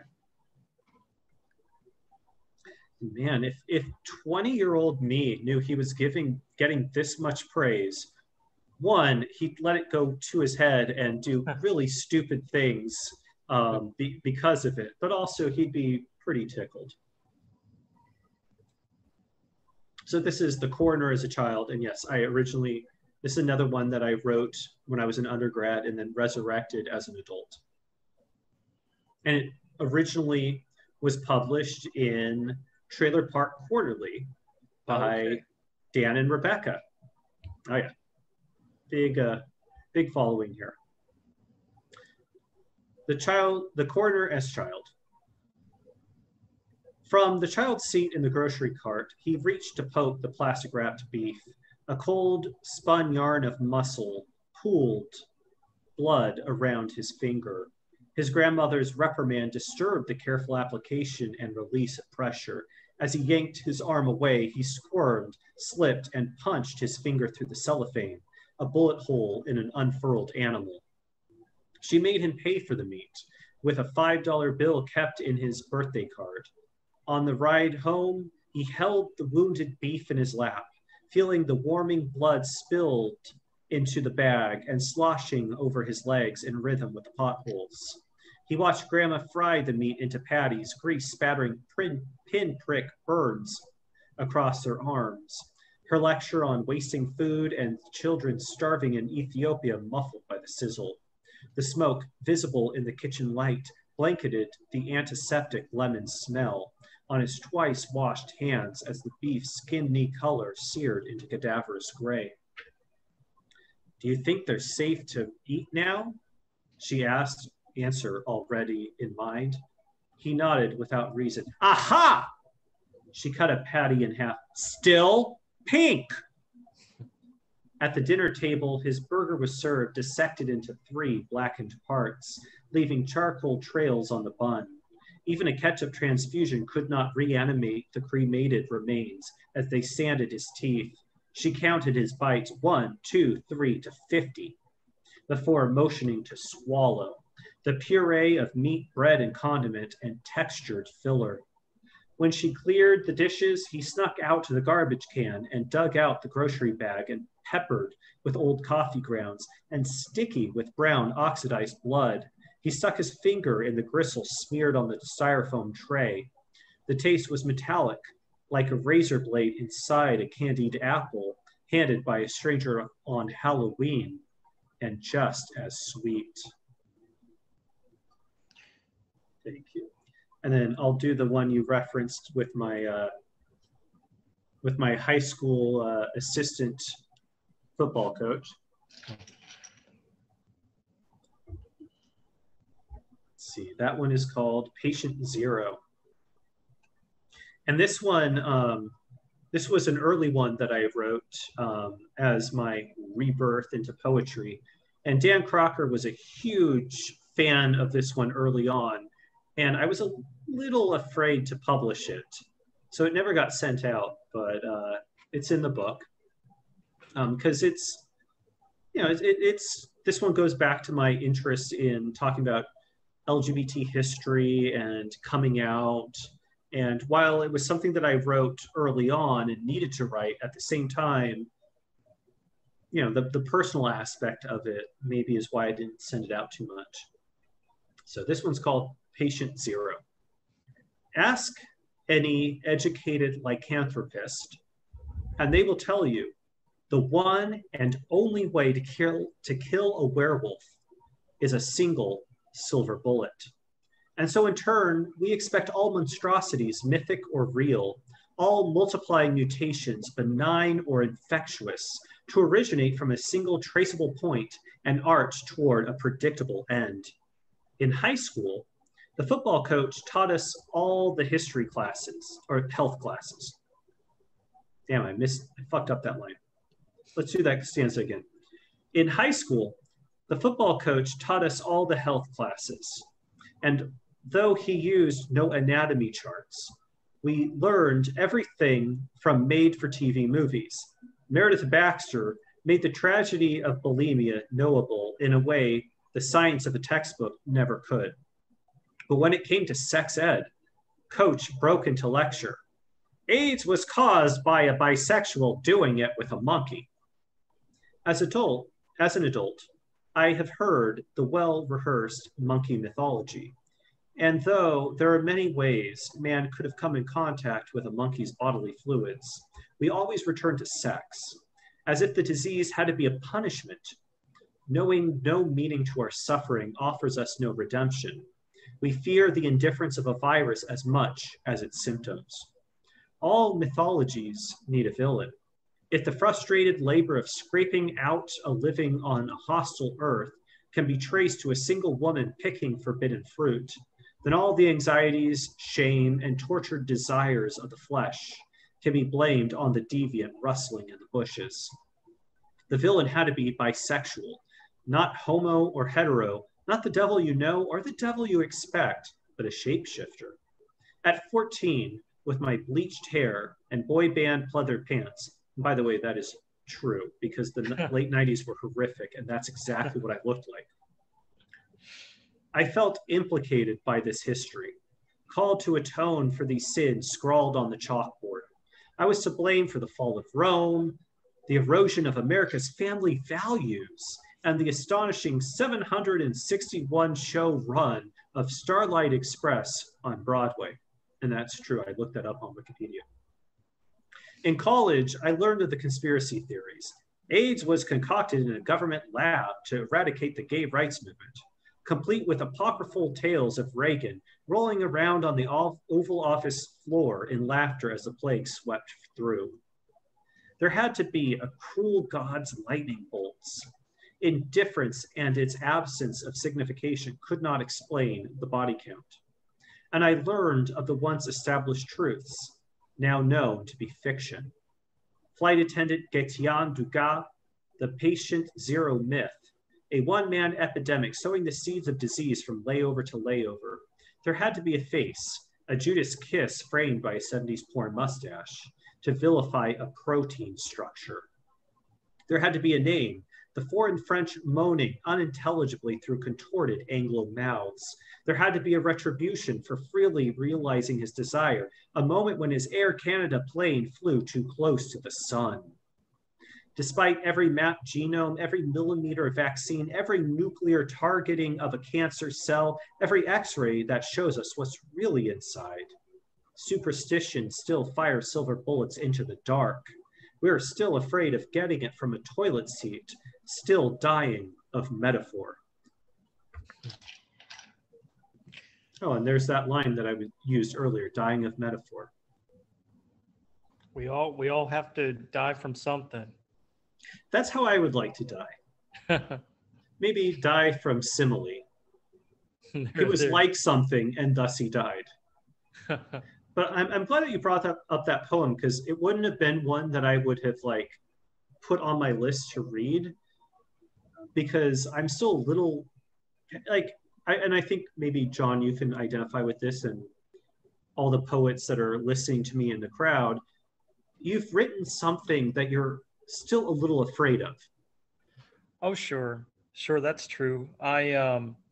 One of the reasons why I brought up that poem too is one of the things that I think you do really well. That's probably, I don't know, a bit understated in this book, is you have a really good ability to bring in humor into a situation that is not necessarily humorous, like that I really enjoyed. You're right. This one, yeah, the AIDS epidemic isn't very funny, but apparently I found a few chuckles. Yeah, you got a few zingers in there.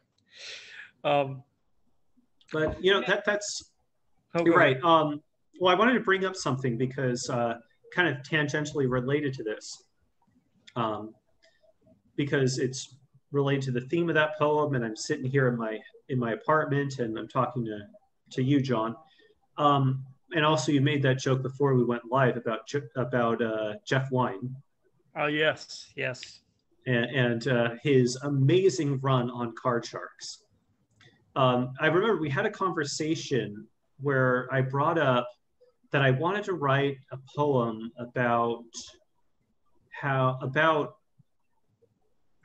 the AIDS epidemic claimed so many lives of gay men that should be my mentors, should be the men that I look up to right now, that should have done great things, that should have elevated my generation and didn't because of the tragedy. And I said, I just didn't feel like I was a good enough writer. And you said, well, you will. So anyway, I'm going to have to write that poem because I committed to write it for an academic anthology that's going to be published next year. So maybe one of the best things is to write a prospectus for something when you've had a few drinks. Be like, yeah, I can do this. You know, John Dorsey thinks I'm old enough now. But so yes, the poem that you said I will eventually be mature enough to write, I need to write by August 2021. Well, there you go. Yeah, and it goes back to that theme. I think that you should write all of it, what's ever inside you. Now, whether or not you choose to show that to people, that's up to you. But I definitely, I've told younger poets this too. I'm like, just write the poem and then worry about it later, you know. Right. Worry about whether or not it's the right time for it. Yeah. Worry about whether you're going to be judged by it later. Because the harshest judgment you'll probably get is probably going to be from yourself. Yeah. At least we would hope so. I just, there are two more questions I wanted to ask. And then after I ask those, I'm going to have everyone turn their mics on and they can talk to you. Victor asked me today, though, whether or not you had copies of your book because he wanted to buy one from you directly. Do you have any? Mm-hmm. Yeah, there's a box of them right here. Okay. I got. Sweet. There they are for everyone to buy. Just you see them there. You can buy them right now. Yeah, Jason sent 35 of them to me. Cut out the middleman. There it is. Well, I mean,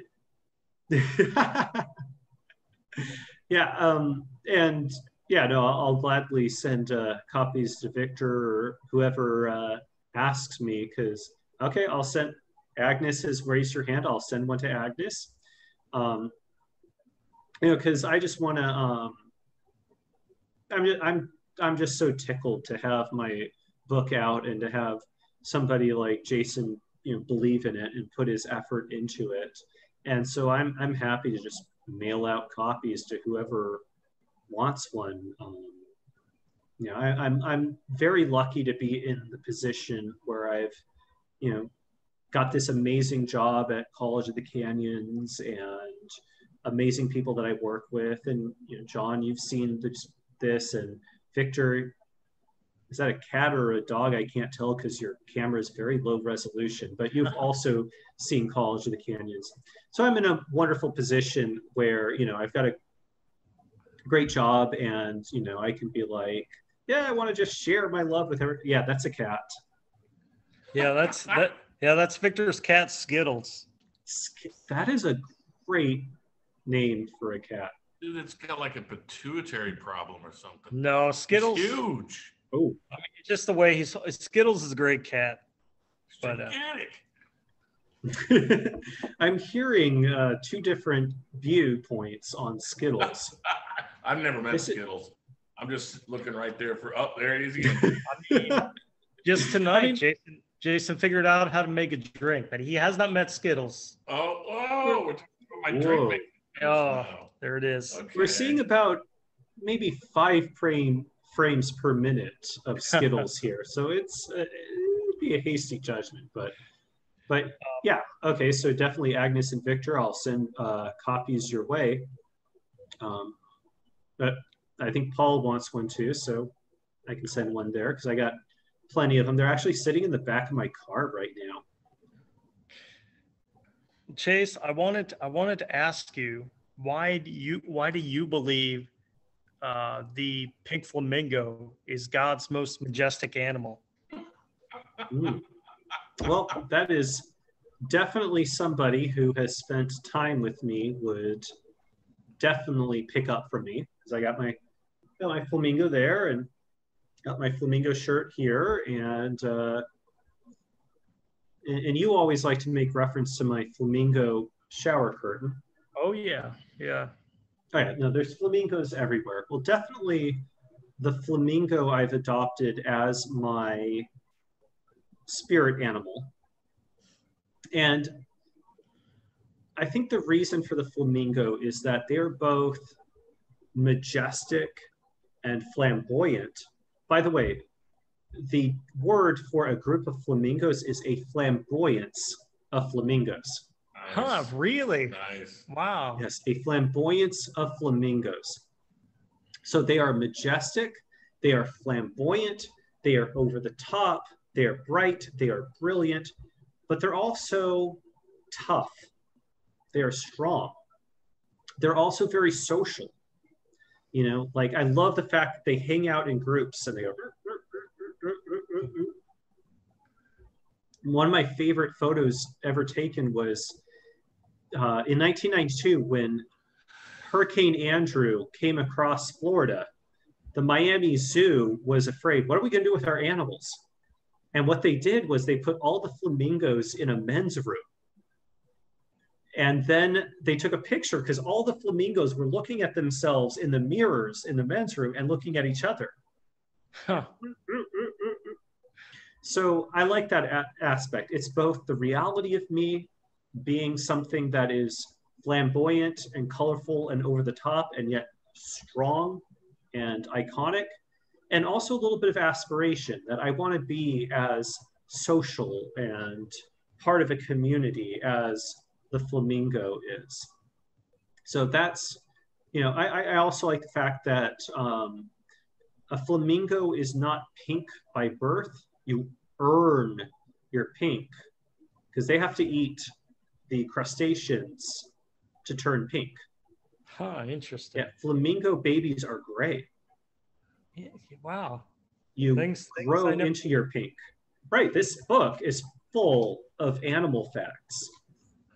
You will learn, like, you know, like step aside Jack Hanna from the Columbus Zoo, or God, that's a dated reference. Step aside Steve Irwin. That's also a dated reference.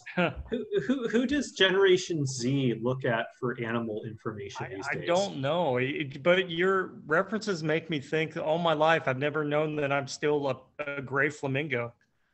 You gotta start eating marsh crustaceans in a lagoon. I do. Yeah, that's really the question I wanted to ask you. Normally, I have a much harder question, but your love of flamingos. Well, I mean, I think we all have animals that speak to us. I think so. I think so. What's your spirit animal, John? My spirit animal. You know, that's a good question. I love dogs. You put me around any dog, I fall in love with it. But even though I would also eat the spirit animal, I think perhaps a pig, you know, even though I love bacon, I love the pig. I can see that. One of my favorite pieces of art of a flamingo is the drawing that James Audubon did back in the early 1800s.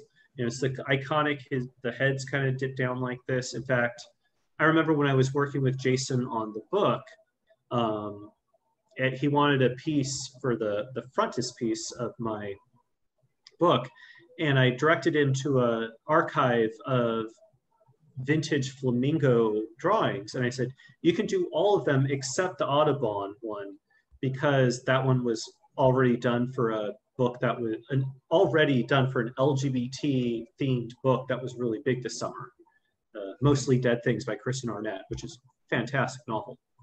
But so with that, you know, there's one of the things I learned about Audubon is that he ate every bird that he drew. I mean, that's fair. So Audubon knows what a flamingo tastes like. So did Jason surprise you with his pre-existing knowledge of flamingos? Does that count as a pre-existing condition, and thus knowledge of flamingos will not be covered if Donald Trump wins this Supreme Court case? No, not in the least. Yeah, in the debates, President Trump said he was going to cover pre-existing knowledge of flamingos, but I don't know. You can't trust him. But that particular one, but a lot of the birds also. I spent a lot of time on that website. It was fascinating, and it's a great website. I've been on there for my own purposes as well, but it was nice to go back there for somebody else's. But like I remember picking that one, and I was just thinking, you know, the only thing he's missing is like a little rakishly angled top hat and like a monocle. You know, yes. Like maybe some spats down there. You know, he's very aristocratic. You know, I feel like all flamingos kind of have that vibe. But you're right. He could do some Mr. Peanut cosplay. Chase, yeah, actually, this one works really well because I've sent out some copies, and to make them special, I've drawn a speech bubble. There you go. Yeah, because when you autograph copies, you want to make them special. So because he looks like he's talking. Now, Chase, I was just going to ask you, do you want to, as far as poems go, I wanted to know if you want to read one more poem to close this out, and then I'm going to have everyone turn off their microphones. Sure. Let's see. One more.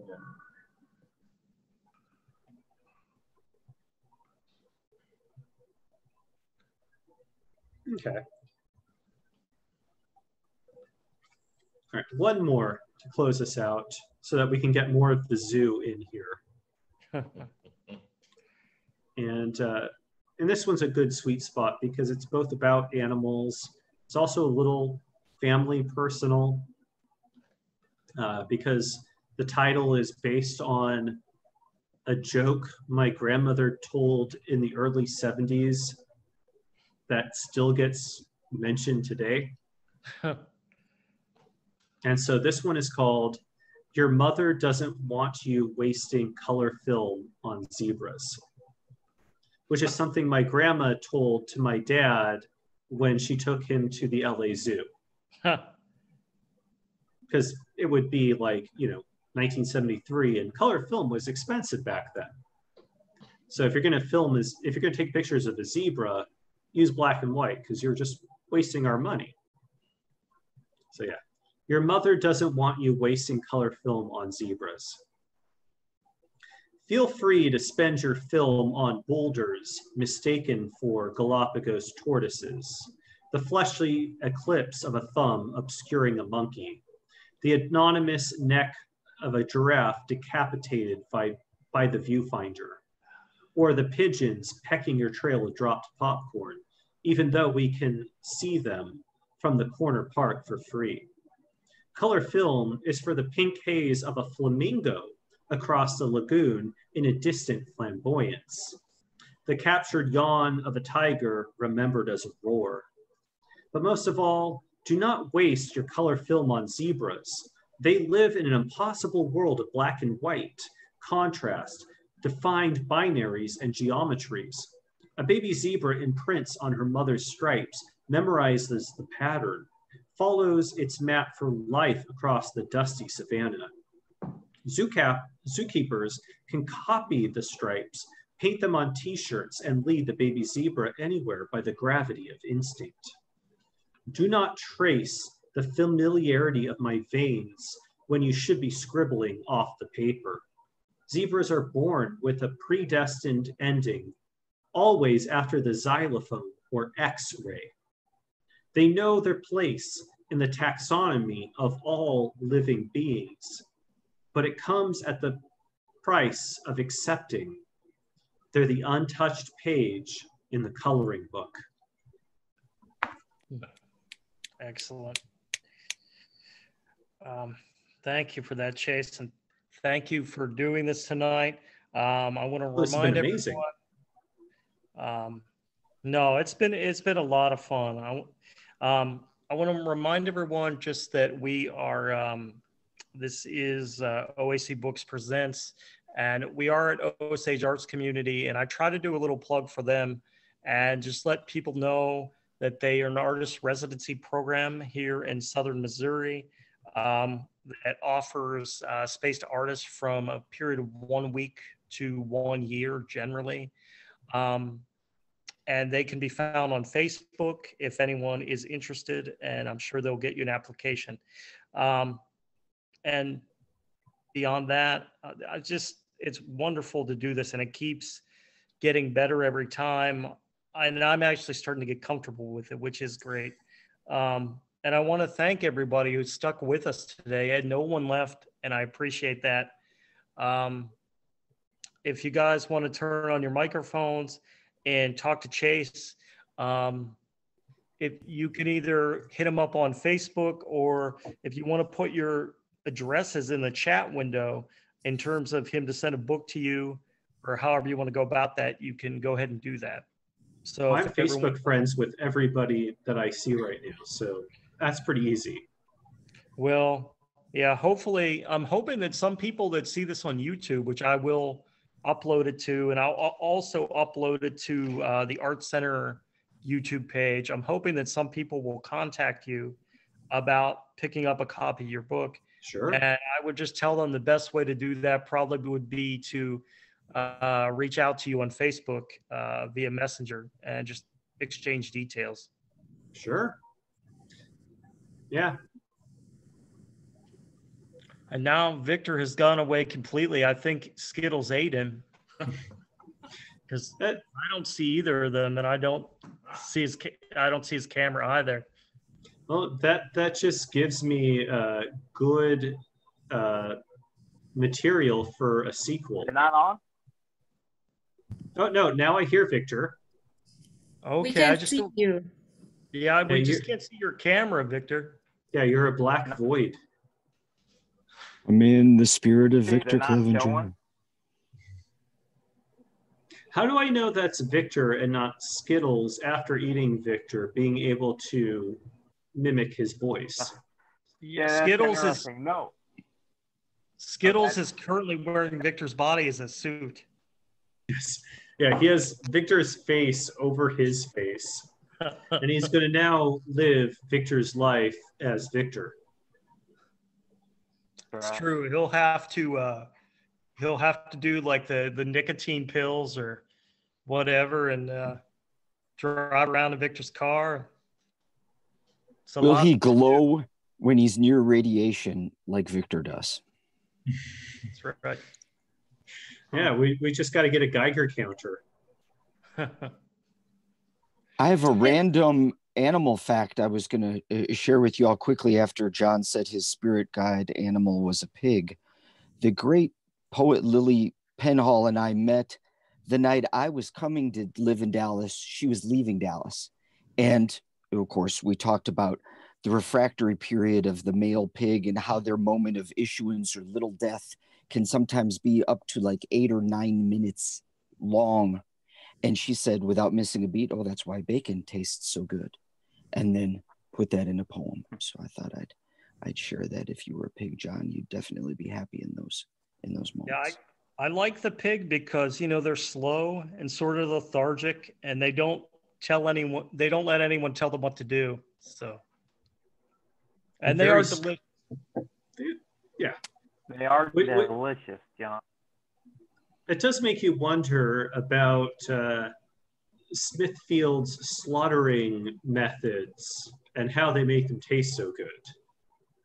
I currently have some Smithfield meat in my mini fridge, and I don't know how they do it. Well, apparently that's why they don't film the pig below belly. No, we don't need to see that. It's what makes it taste so good. Yeah, I can't comment on bacon because I don't eat bacon, but I wanted to say that I enjoyed your poems, and they're not only like good poems, but they're also fun poems. So this is stuff that is fun to listen to, and I love the sense of humor that you put in. So I thoroughly enjoyed myself, and I stayed awake much later than I thought I could. So no, I'm looking forward to your book. Oh, well, thank you so much, Agnes. And I'm glad that you saw that there was fun in this, because one of my worries about this book was that it was a little bit of a downer. There's a lot of dead animals.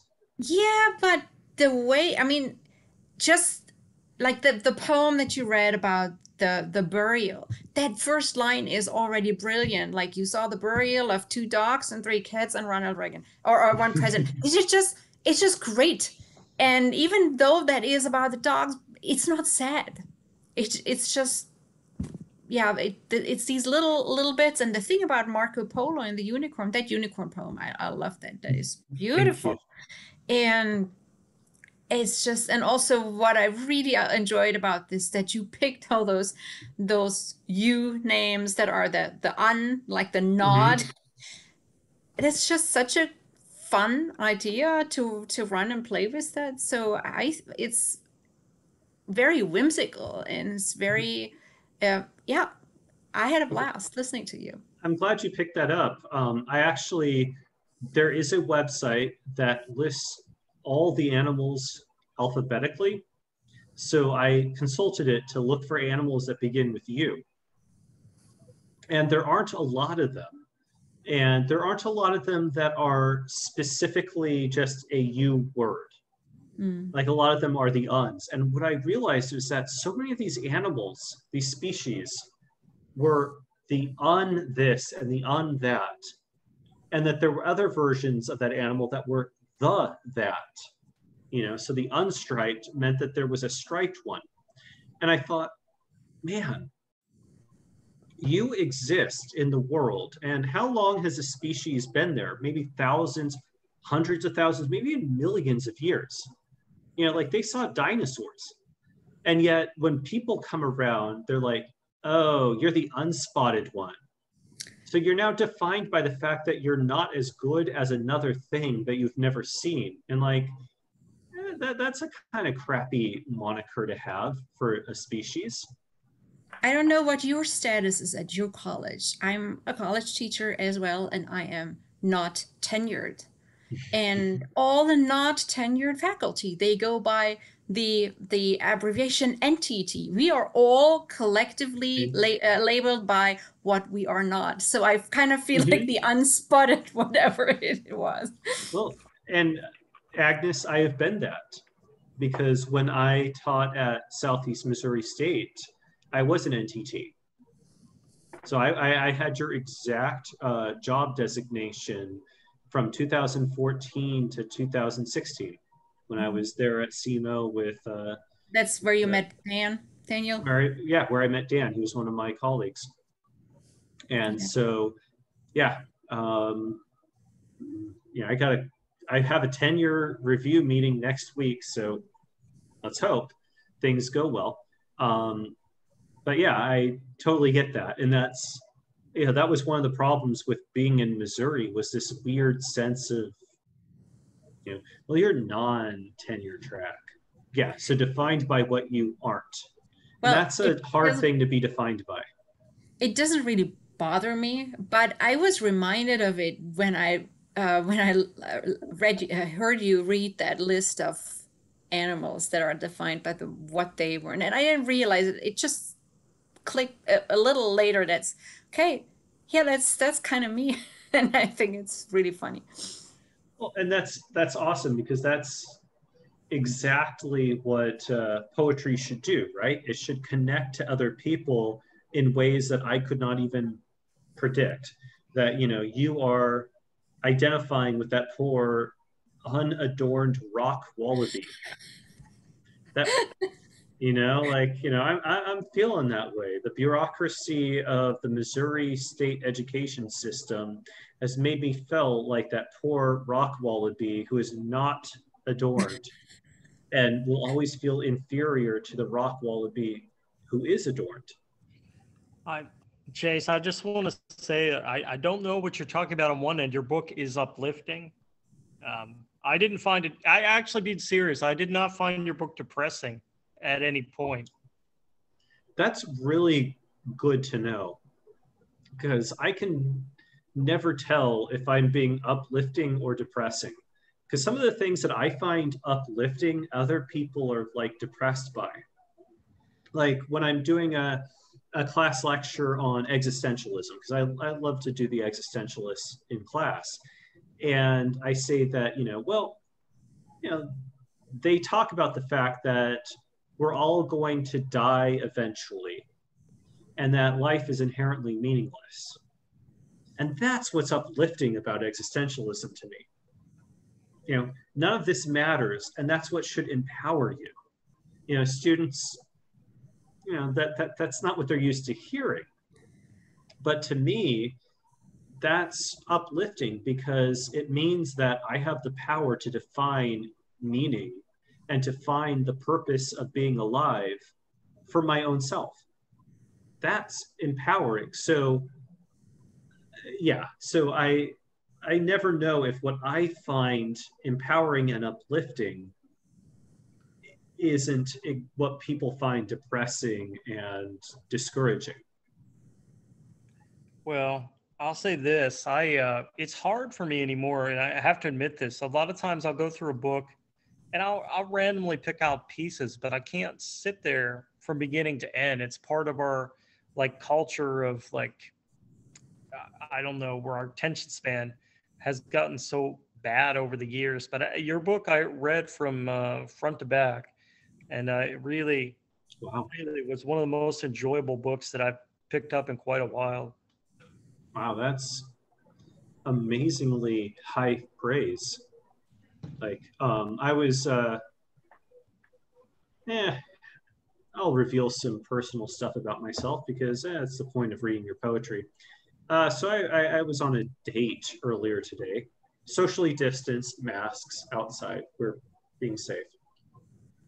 But I brought up the fact that I was doing this podcast, and I said that, you know, at some point in the future, like it's going to be 2055, and I'm going to be an old guy in some coffee shop. Let's see, I'll be 70. So some coffee shop in Palm Springs. Let's hope, because my life is going well and I've retired where I want to retire. So I'm in Palm Springs, and there's some like crusty punk hipsters hanging out, and they're going to bring up, yeah, I got a vintage John Dorsey book. And I'm going to say, John Dorsey slept on my couch in 2019. And people are going to think those punks are going to think I'm cool. Well, let's hope that you are 70 years old and living on a flamingo ranch in Palm Springs. That's right. It's entirely possible. That's my dream for you as well. I want you surrounded by flamingos. You know, flamingos produce pink milk. I did not. Like every day would be like strawberry quick. They produce milk?